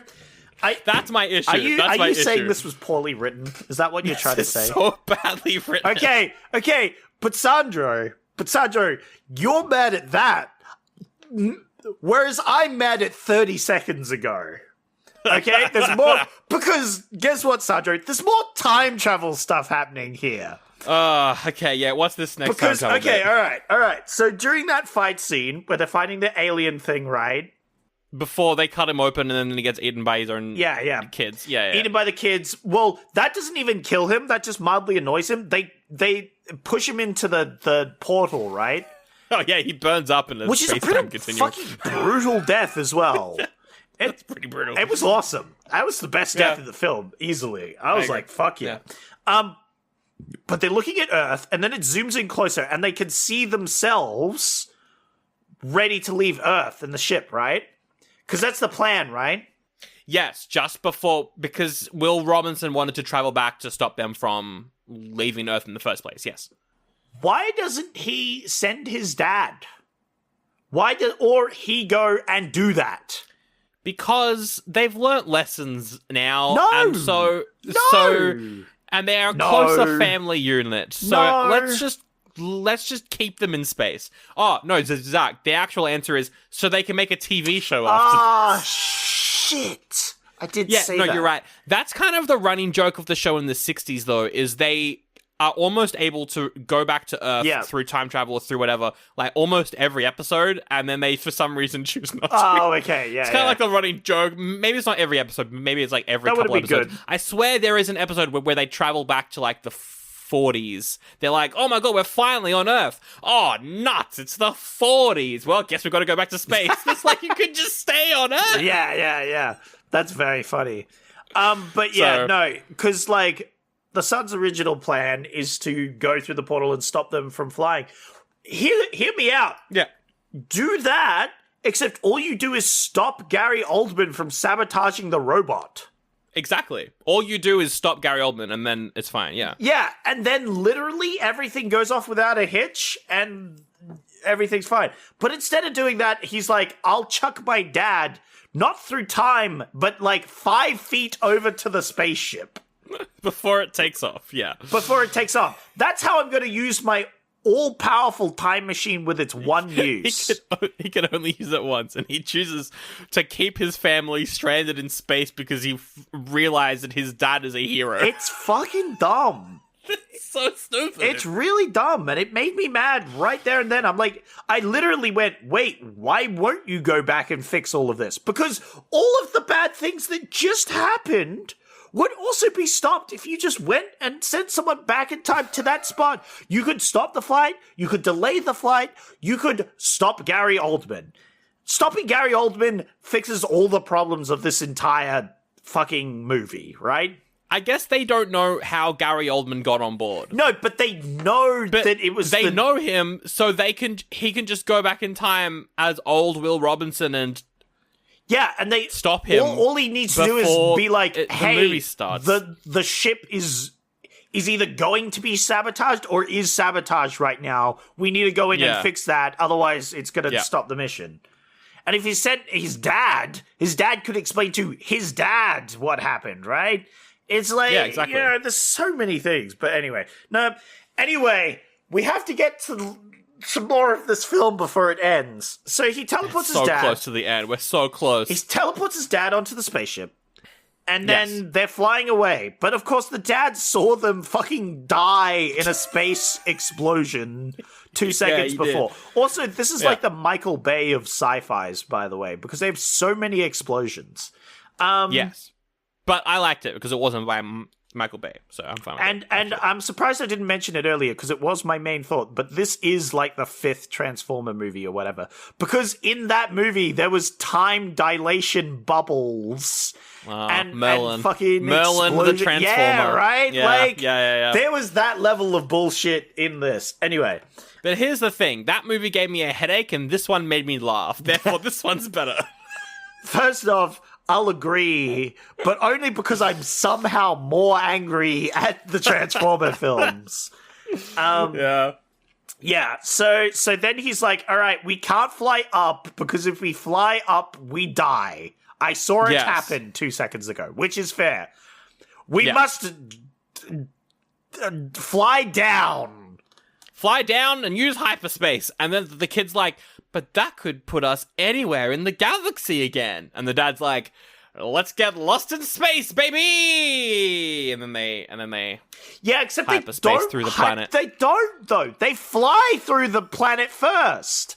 That's what they do. If they hyperspace through the planet, I wouldn't have so much of a problem. But the end of the film is like, we have to go down. We have to go through the planet to get to the other side. No, you're right. Yeah. They're hyperspace later. For this part, they just fly through the planet. Which is why I was confused when you said they hyperspaced through the star earlier, right? The sun, yeah. Because why wouldn't they do that here then? If they could just go through objects. They need a hyperspace in 2 minutes.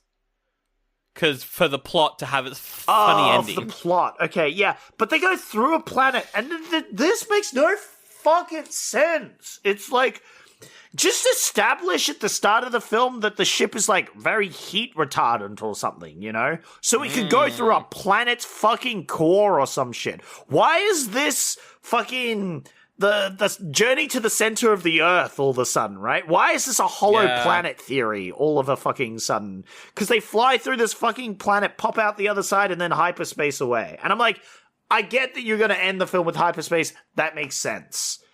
I haven't even gotten to the bit as why they hyperspace, but they like hyperspace at the end.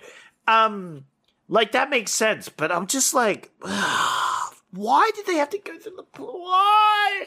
I don't know. Why? But then the planet explodes, and it looks sick as fuck. The planet exploding looks sick. They're in like a purple galaxy. It all looks really cool. But then the planet turns into a black hole, so they have to use hyperspace to get out of to escape. Yep. And then they're lost in space. It is the worst ending I think I've seen of a movie in a very long time. Do you know what's great? Right at the end there, they also fuck on the epileptic people. They absolutely rail them. That's true. They do. In the credits section, I started watching the credits and I went, gee, what? They just like, to really rub the salt in the rooms, all the people with epilepsy have an epileptic fit at the end. During the credits. The credits is like a drum and bass remix of the theme song it's just like all of the font like moves to the beat, so it's flashing. And then it's showing flashing of them as well, flashing pictures of them and everything. I was like, what the fuck? Anyway, continue. But the ending of the movie is like a black hole. How do we escape? We'll use hyperspace. And so they all strap in, and it's almost time. We're gonna hyperdrive, and then the movie ends with Will Robinson being like, this is cool, or something like that. And then the movie ends. And I'm like, what the fuck is the ending of this movie? So stupid. I understand that they want to do more, but, like, I understand that they can't return to Earth, because if they return to Earth, that would defeat the whole point of Lost in Space. The point is they keep getting lost in space. That's you have to make your plot holes not as big as we could have solved this whole movie in one scene, right? Yeah. So many bad choices. So many dumb character moments. Truly, it's so interesting, right? Because the appearance of the movie, the cast, the CGI, the budget, the music even, it all looks like a real fun sci-fi. But if you watch it, it's probably the dumbest sci-fi I think I've watched in I don't think there's a single high-budget sci-fi movie, aside from maybe Rise of Skywalker, honestly, that one's pretty bad, that is this. It's so badly written. Nothing. I think the real problem is it just bit off way more than it could chew. If it just toned it back, if it just didn't involve time travel. They were like, we got to involve time travel. This is all, like all these dilations, and that's how they get lost and all this other thing, right? Like, if you take out the time travel and just have these conflict but then it doesn't make any, I don't know. Or just, because they're just not equipped to do time travel.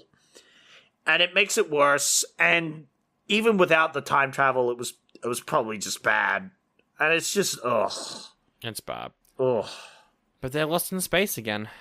Yep. So, there we go. Whatever happened to them? We don't know. Because it bombed. They all fucking died. They came out of hyperspace in a black hole. And they all died. That's the ending of the movie. Yep. You don't see it, but they actually just all died because you can't navigate when you're hyperspace jumping, which specifically means you could just end up inside a planet. You could end up in a black hole. Star Wars covers that. They're like, you can't just hyper jump whenever. You gotta plan it out. Otherwise, you gotta end up inside something. Yeah. So they all die. They all die. That is the canon ending. I like it. That should have been the post-credit sequence. So it's just copy paste the explosion of the ship blowing up in the final. What's really hour. funny for me is I listened to all of the credits up until they got to the regular credits or whatever. Oh yeah. And that drum and bass beat remix of the song ends with the girl saying her line in the film, which is "This space flight sucks." Or whatever, Oh, right, does it? That's and it uses that as like the end of the remix or whatever. And I was like, that's very funny because it did suck. That's pretty. It did. Ironic. It sucked. See this, Lapidus. This is a fucking terrible movie. But compared to the Netflix show, it's almost so bad it's good and not boring. So watch this instead of watching the Netflix show, I reckon. Yeah. An all-new season of The Secret Lives of Mormon Wives is now streaming on Hulu. Mom Talk started as a sisterhood, and that's gone to flames. New secrets and lies are coming out. This is going to be catastrophic. We're fighting for our marriages, and the girls are just putting us through hell. They make everything about themselves. I can't. Hopefully, this doesn't end in a bloodbath. Watch the Hulu original, The Secret Lives of Mormon Wives, now streaming on Hulu and Hulu on Disney Plus for bundle subscribers. Terms apply. Hey, I'm Paige DeSorbo, and I'm always thinking about underwear. I'm Hannah Berner, and I'm also thinking about underwear, but I prefer full coverage. I like to call them my granny panties. Actually, I never think about underwear. That's the magic of Tommy John. Same. They're so light and so comfy, and if it's not comfortable, I'm not wearing it. And the bras, soft, supportive, and actually breathable. Yes, Lord knows the girls need to breathe. Also, I need my PJs to breathe and be buttery soft and stretchy enough for my dramatic tossing and turning at night. That's why I live in my Tommy John pajamas. Plus, they're so cute because they fit perfectly. Upgrade your drawer with Tommy John. Save 30% for a limited time at TommyJohn.com/comfort. See site for details. Right across America, people listen to the Tony and Ryan podcast every day. I'm Ryan, this is my best friend Tony. Howdy. No, we're Australian, they're from the US. G'day. Perfection. But don't just take our word for it. Andrew's in Washington. Why do you love the podcast, Andrew? Well, I do love some hot, fun garbage. And you're a big member of our podcast community as well. Feel like you're in the conversation, you can laugh with them, and then you can get into the community and have all the same jokes and chat with other people too. Get your brain break daily with us, Tony and Ryan.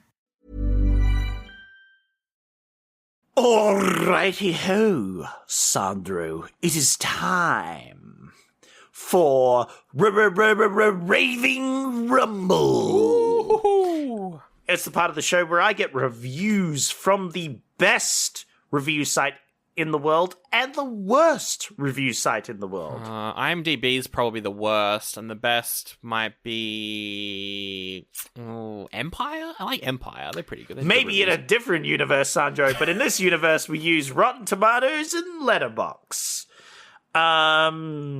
So yeah, I got some reviews. You have to guess the score. Ooh. Rating from 0.5 to 5. 5, yeah. You have to guess where they're from, whether they're from Rotten Tomatoes or Letterboxd. And you gotta guess which one's mine. Yeah. One of these is mine. Yours. Now, I've only got Rotten Tomatoes open, but 27% from critics, 25% from audience. That's the closest we've seen in a very long time. Yeah, it's pretty universally panned. Yeah. But then I will say there's a lot of people there's a lot of like very low scores and a lot of high scores. All right, there's a lot of people that feel nostalgia for this movie. Nostalgia, baby. Okay, so nostalgia time. I'm excited then to would understand. Figure out these ones. Yeah, I'm very nostalgic for this. All right. I'll read you the review. The usernames have been changed so that you do not recognize who is from where. I will mention I found the greatest username on Rotten Tomatoes that I have ever seen. Oh. Which was Deepest Bluest Sudi Darius Dick What Stinger the fuck? Apini Emule Grouch Nukem 3, aka The Rumble, aka Jenny Any McPoopface Bridgerton, aka the Count of Monte Fisto. Wait, what? That's someone's username on Rotten Tomatoes? That was someone's username, which is the largest username and the best username I have ever seen on Rotten Tomatoes. I really like will the be Count of referring to Monte it. Fisto. That's very funny. It really ends with its best line. It does. You know? Yeah, I think so. It's a masterpiece. Whoever designed that is incredible. And one of these reviews is yours as well. I don't know if you said that. Yes. Yeah. One of these is my review, All right. and you have to guess it. All right. Let's go. Are you ready? Yep. All right. The first review is by Joey, who says, "Wow, it's so bad, it's hilarious and fun." Oh, so bad it's hilarious and fun. 2 stars. Rotten Tomatoes off the top of my head. 0.5. Okay. It's gonna be one of those ones. But still, yeah. We had Ross, who says, "This movie was made for me when I was 13. It's such a time capsule of the feeling of sci-fi for that time. Fans of The Fifth Element might enjoy this film." Look, I don't love The Fifth Element, but it's like 100 times better than this. Okay. I was about to say, if you're lumping this in with The Fifth Element, like this reviewer, I was gonna go up to your house right now. We gotta get fisticuffs. My problem with The Fifth Element is love just The Fifth Element. the guy who made it and everything he puts in all his movies. So, the movie itself is fine. Just the director's a fucking piece of shit. Well, the X-Men franchise was It's the same thing as that, exactly. Yeah. That was pretty positive. I'm gonna say 4. Felt like Rotten Tomatoes, but it could be Letterboxd. I don't know. I have to think on that one, but I'm gonna say 4. It was 4.5. You were really close. Really on that high. One. You did Okay. well on that one. All Yeah, right. well done. That was a good guess though, because it went from 0.5 to 4.5. Yes. So I think that was Yeah. All right. Rachel says, "It's so irritating that I can recite this movie." Just recite the movie? I'm trying to think of a quote from the movie. There was one part where Will was like, "Can we make my sister's cryo sleep chamber more cold so when she wakes up she's not so annoying?" I think he says she gets brain damage and is not so annoying. God. I hate that I can recite this movie. 2.5. And that's definitely Letterboxd. Okay, that was 2 out of 5. Oh, okay. You were close. Close. Phoebe says, accurately predicted emo girls live streaming their trauma over the internet. So, I mean, that's because she's live streaming being lost in space. That's pretty funny. That's a pretty that might be yours because that's pretty funny. Might be yours. I don't know. I don't know what you're talking about. I feel like Zach would give this 2, so I'm gonna say 2. It's a 3 out of 5. Oh, that's positive. 3. Definitely not yours. Yeah. I will note that I have changed my scores on the things to throw you off before. You have, yes. And then the last review, I think you can guess what their name is. Do you want to guess? Chandler? Is he the only one who's left? Marty McFly says... Fuck. Yeah. I would have liked them to hire a sober scriptwriter. I don't think you have to be like. I think if you're drunk, you would still make a fun movie. Yeah, it's it could be on drugs as well. Could be on drugs. The only thing this guy's taken is bad script writing pills. Am I right? I don't know. That's probably a 1. It's a 2 out of 5. It's a 2 out of 5. 2 out of 5. Okay. I'm gonna say Rotten Tomatoes, Letterboxd, then Letterboxd. Ooh. Okay, you got 3 correct. Oh, okay. So the first 2 were Rotten Tomatoes. Okay, yep, cool. Next one was Letterboxd. Ooh, okay, 3 correct. Which means you know the next 2 are wrong. So you wrote the drunk screenwriter one. Correct. And I did rate it a 2 out of 5, which you got correct. That's pretty. How about that? That's crazy. Yeah. That's pretty good. You were on the dot there. All right. And then I did put in the accurately predicted emo girls live streaming their trauma over the internet because 1, that's a very funny line, and 2, what I was going to say during the podcast. yeah. So I was like, oh, that's what I would write. That's what I was going to do as my joke review, and then someone else did it. Yeah, so it's a very good review. That's very funny. Yeah. So I just dunked on the screenwriter, which I was glad because that became the running theme of this episode because the writing was shit. Well, there we go. That's the whole episode. Thanks so much for listening to our long review of Lost in Space, almost as long as the movie. How about that? Pretty funny. Yep. If you like the show, tell a friend to get lost in space and listen to the podcast. Tell a friend that if you ever hear about a scriptwriter writing anything to do with time travel, just kill them. Just kill them. Just end their life. And if someone pops out of a time portal to stop you from killing them because it causes a temporal anomaly, kill them as well. Kill them as well. Nah, but Terminator works. Travel back in time and kill Sandro before he can make that comment. Because it defeats my point, and I don't want him to be right.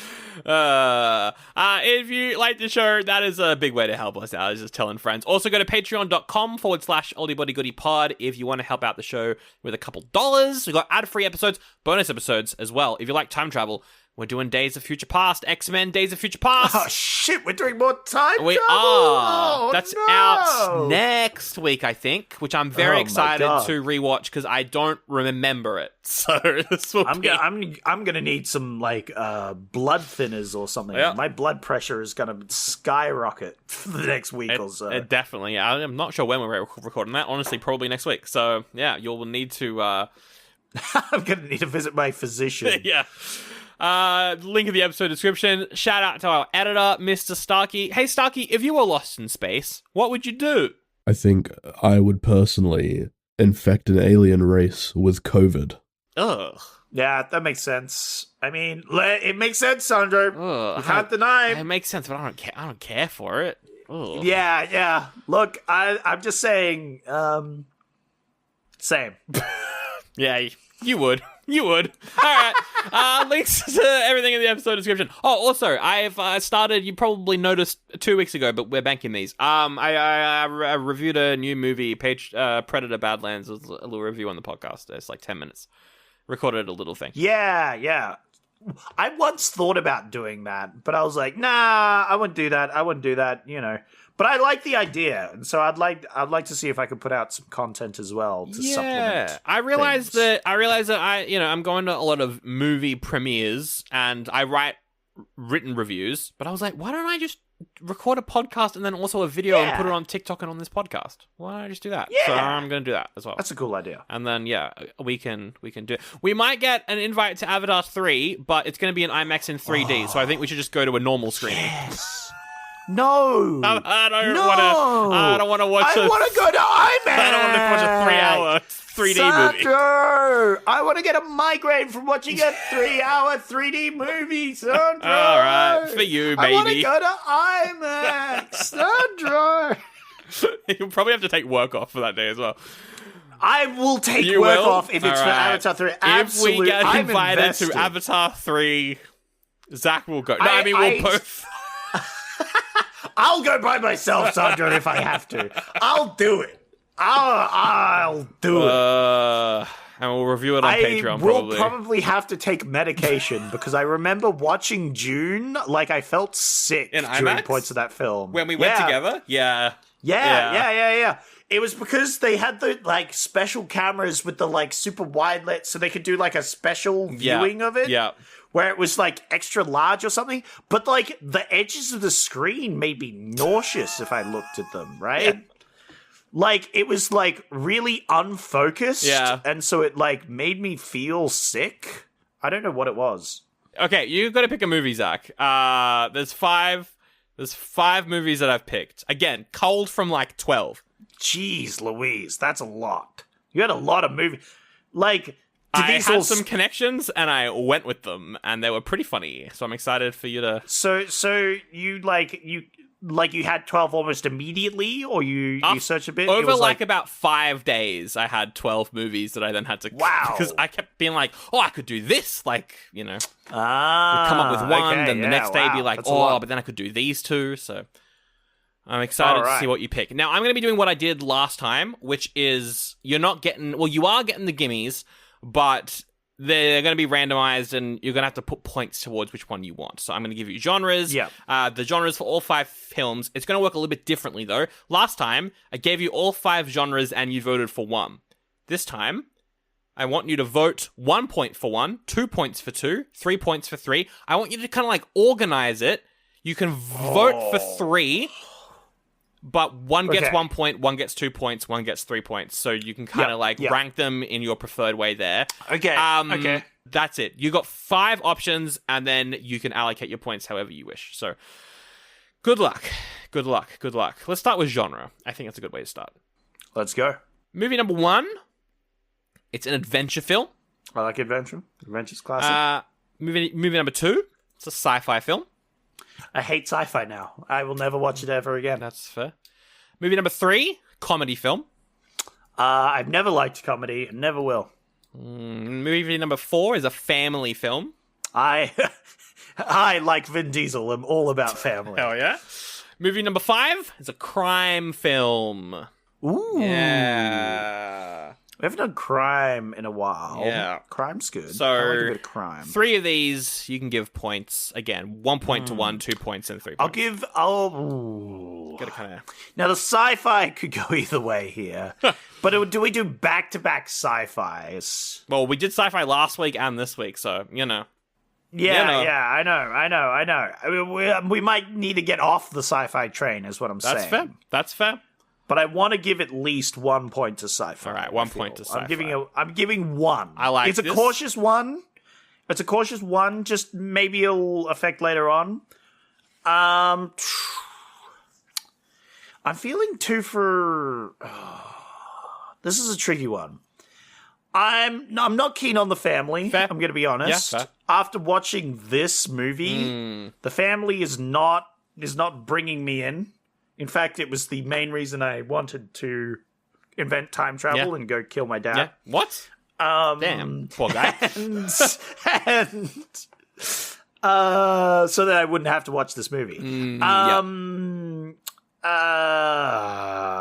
Crime. Crime is intriguing. I'm interested in crime. I haven't done crime in a very long time. I think, and since I'm also Oceans. interested in the category crime. Yeah, that you would be. So there's crime, adventure, family, comedy, family. Comedy. I forgot about the comedy. Comedy could be fun. I haven't done a comedy film in a while. Presumably it's fun. Maybe. The problem with comedy is it could be just bad comedy, and then it sucks. Then I want to end. I will give 2 points to adventure. Okay. And I'll give 3 points to crime. All right. Okay. Yeah, I know. That's a lot of points for crime. All right.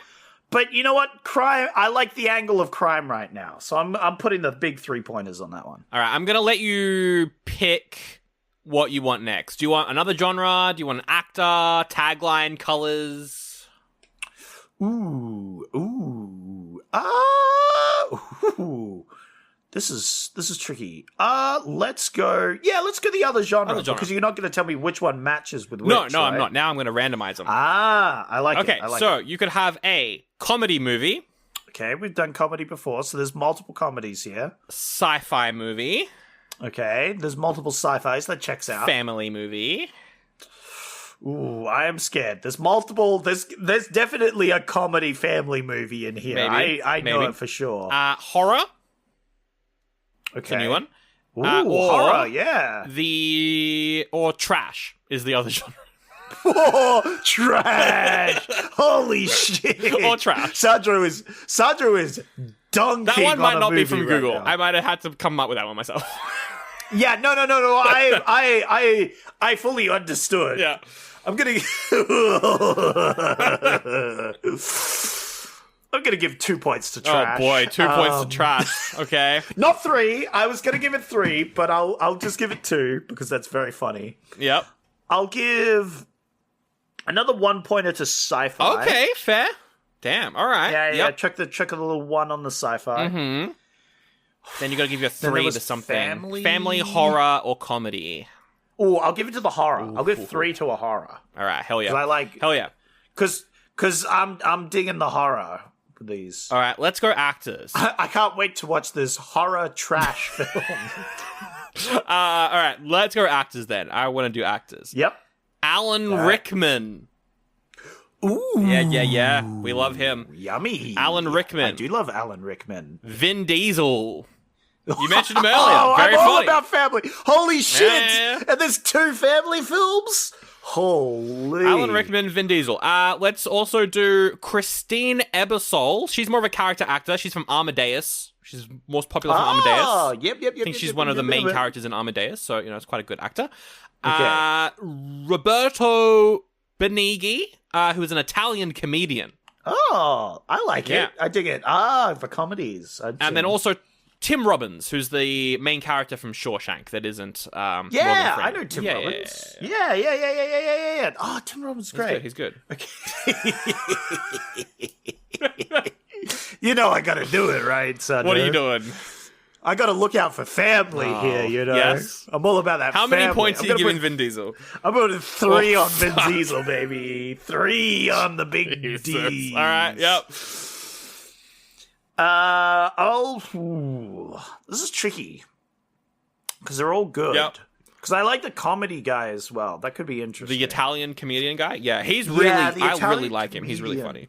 Tim Robinson's good, though. I'm curious about what that's in, because I've only seen Shawshank, right? For sure. He was also in the, do you remember in our first year we did a movie about the creation of the hula hoop?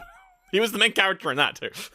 Oh, right. Yeah, no. I think that one is like one of the few episodes where I skipped through the movie because I couldn't be fucked or something. I can't remember. I don't think that was that one. We watched that together and we both really enjoyed it. But I think there was a movie where you did that, and I think it was like a kid inventor movie or something. Yeah. No, I couldn't stand watching that film. It sucked. Anyway, but Alan Rickman, Alan Rickman, man. Yeah, that's my problem. I love Alan Rickman. Why did I give 3 to Diesel and not Alan Rickman? What's wrong? You can't take it back. It's already on the board. No, I'll give 2 to Alan Rickman. Okay, yep. And now you got a 1 to give out. Yeah, I'll give it to the comedian. I'll give it to the comedy guy. All right, I like it. Wow. So no movies have no votes. No movies have no votes. Yeah, I think putting 3 on Vin Diesel was a mistake. But every movie has votes, and this is cool. Okay, do you want taglines or colors next? Let's spice things up with colors. Ooh, okay. I want some colors. Okay. I think colors will make things a bit more weird and wacky. Okay. If you need me to type these in the chat as well, I will, because this might get a bit confusing. Black and white. Yep. Ooh. Yeah. Yep. Red and yellow. Yep. White and blue. Yep. Blue and red. Yep. Black and black. Black and black. Yeah. Black and black. I'm going to give 2 to black and black. Okay, yep. I'm going to give... Hell yeah. I'm going to give 1 to yellow and red. 1 to yellow and red. Okay, interesting. That was clearly a bad choice by Sandro's not at all. reaction. Not at all. And then... I've still got the 3, right? Mm-hmm. Wait, no. Hang on. Yes, you've still got the 3. No. Yeah, because I've used 2 and 1, so Yeah. I've still got 3. So we got white and blue, did you say? White and blue, red Black and blue, and white. black and white. Oh, red and blue. Oh, that's clearly a sci-fi. You reckon? That's some sci-fi stuff, I think. Yeah, fair. That's some sci-fi colors for sure. It's like, yeah, maybe I should have given the 1 pointer to the black and white film, because it's a black and white film. It'd be cool to do. I'll give the 3 to the red and blue. 3 to red and blue. Okay, that's a really cool pick. Okay, taglines. Sandro desperately trying not to break character as I give all the points to the worst option. Not necessarily. Okay. They're all pretty fucking terrible. No, there's some... There's some good ones here, I think. Yeah. There's at least one good one. No, there's two only good bad ones here. options here. Oh, jeez. How two boys, worlds apart, became the best of friends. Okay, that sounds like a... When it says worlds apart, I'm like, that's a sci-fi movie. If I've Could ever heard be. Okay. A comedy of galactic proportions. Ooh, I'm liking that one. Yes. How about this one's one? very silly. Adventure is waiting. Nah. You know what, That's adventure film? I gave you 2 points earlier. You're not getting more with that sort of thing. It's not where you start. It's where you start again. Oh, I like you, Mr. Tagline. You've done well. That's intriguing. And your final one, don't be afraid of the dark. Be afraid of what's in the dark.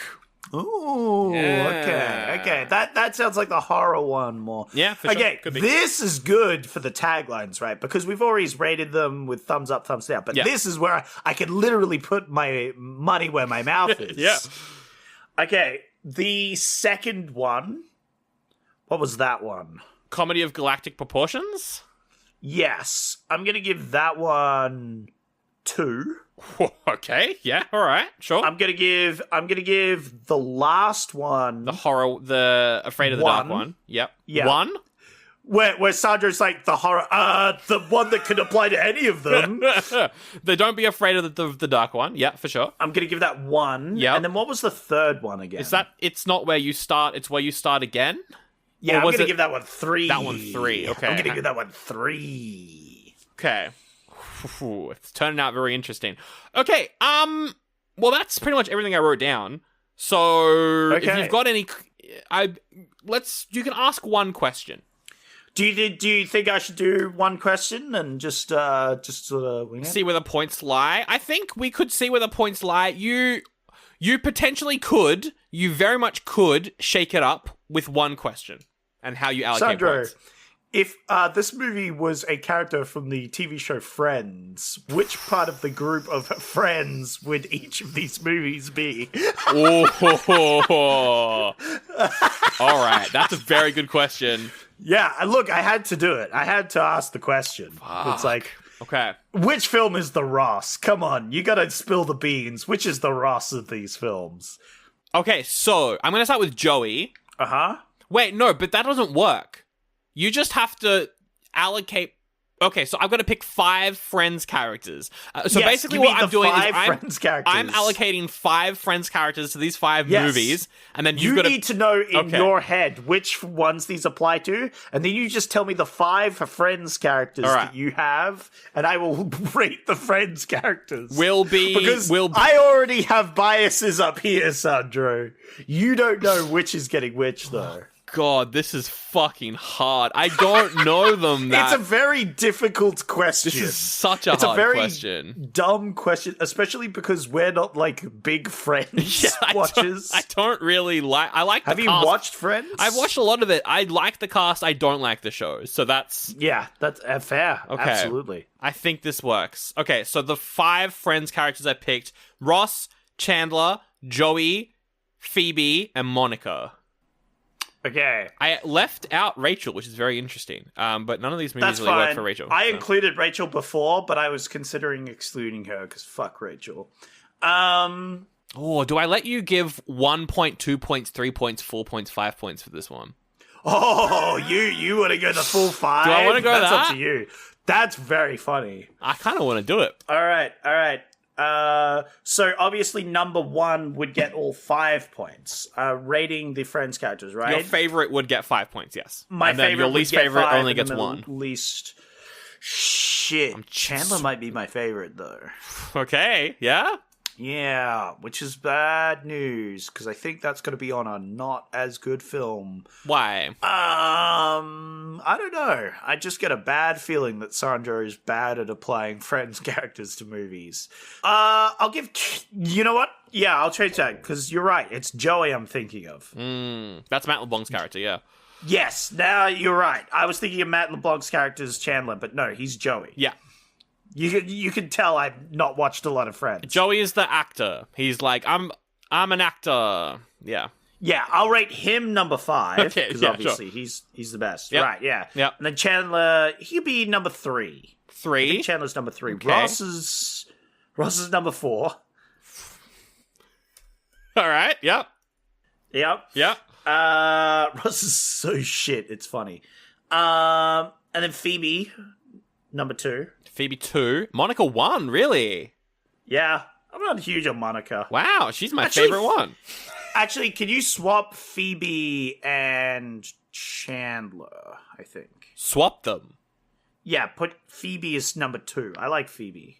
Not... Okay, interesting. This has turned out really interesting. I'm really... Okay, all right. All right. Whew, okay, what a fucking long episode. Okay, so... I'm going to try this format you've done, because I think this is good. I'm going to do this next week. It's fun. I don't think I'll ever make you do 1 to 5 again, but that was Yeah, fun. that was a nice that was fun. little thing. Okay, so let's start with the bottom. The ones that you did not vote for as much. Number 1, that is the family trash movie. The family trash movie that I thought was Phoebe because it was quite childlike. I just think that was Phoebe. I gave a lot of points to that. You did at the very end. It scored badly on everything else, though. Aside from trash and Phoebe, I think that movie is called Mac and Me. Mac and Me. I've heard of Mac. I think I've seen Mac and Me, which is a rip-off of E.T. by McDonald's. Yeah, I've seen Mac and Me. You've seen it? I love this movie. Mac and Me. I love Mac and Me. It's one of my best, worst movies ever. ever. Why did you say this is trash? This is a beautiful film. This is great. 7% of Rotten Tomatoes? Yeah, fair enough. I love that movie. My connection was child befriend someone who isn't human. Yeah, that makes sense. That makes sense. Yeah, wow. Yep. I'm glad I put Phoebe and trash pretty high. I'm glad I did that. Fair. Monica, that was the because Monica's character is quite like she's like the chef. She's very like competitive, I think, right? And so I put her for the crime movie. Crime movie. Good. Yeah, maybe I should have put her higher. You're right. Which is the crime comedy, black and white. It's called Down by Law. I fucking love this movie. Ooh, this looks sick. Yeah. That's why I was thinking of giving the black and white movie a vote. Because this looks sick. It's 3 guys who get arrested and they try and escape, but it's hilarious. It's so funny. Nice. It's a little bit arty, so probably, Yeah, it's a shame. I was thinking, I was half and half on giving this more points, I felt, So that one there. You've got, coming in 3rd place, was the Adventure Family movie with Tim Robbins, that I thought was Ross, because Ross is a nerd. And so this is a nerdy movie, because it was Zathura. Yeah, this was definitely the Ross. This is why I put this one up here. Yeah. Hell yeah. So Zathura. My connection with Zathura was Lost in Space. Because they're lost. Yeah. They're lost in space. I have seen this movie. I didn't mention my connection for Down by Law features a character with the same name as my podcast co-host, because one of the main characters is called Zach. Yeah, Zach. Yeah. Nice. I was trying to find movies with characters called Zach, but there weren't that many. So that one came up. I was like, yeah. Well done. So Zathura. Then in second place is the comedy sci-fi with Alan Rickman, Joey, because Joey's an actor. And this movie is about actors going into space because it's Galaxy Quest. Yo, Galaxy Quest! Yeah. Oh, we were so close to doing Galaxy Quest. Yeah. Damn. Real close to Galaxy Quest. Wow, that's yeah. I like your characters you put on each of these. They've been 100% correct, I feel, so far. Galaxy Quest, Connection, Lost in Space. You can probably see where this is going. Yep. Lost in Space. My connection for the one that won is also Lost in Space. So the movie that won is a sci-fi horror. Ooh. You might have remembered a certain actor that you gave a lot of points to and hasn't come up yet. I did. Yeah. I did. Vin Diesel. It's Vin Diesel. You're doing a dance. Baby. You're doing a dance. I'm doing a little wiggle. I'm excited. Because I feel like this has been very scientific. This has been thorough. The points have been decided. This is exactly the movie I want to watch. There's no way that I'm going to dislike this movie. I gave him Chandler because of, Chandler's all about statistics and stuff, and Pitch Black. That's funny because I did have Chandler at 1 at some stage. It still wins. Yes. It wins in almost every scenario. It does. And I don't know why he fit the movie that has won, but I just thought he did. It is the Vin Diesel film Chandler Bing. Pitch Black.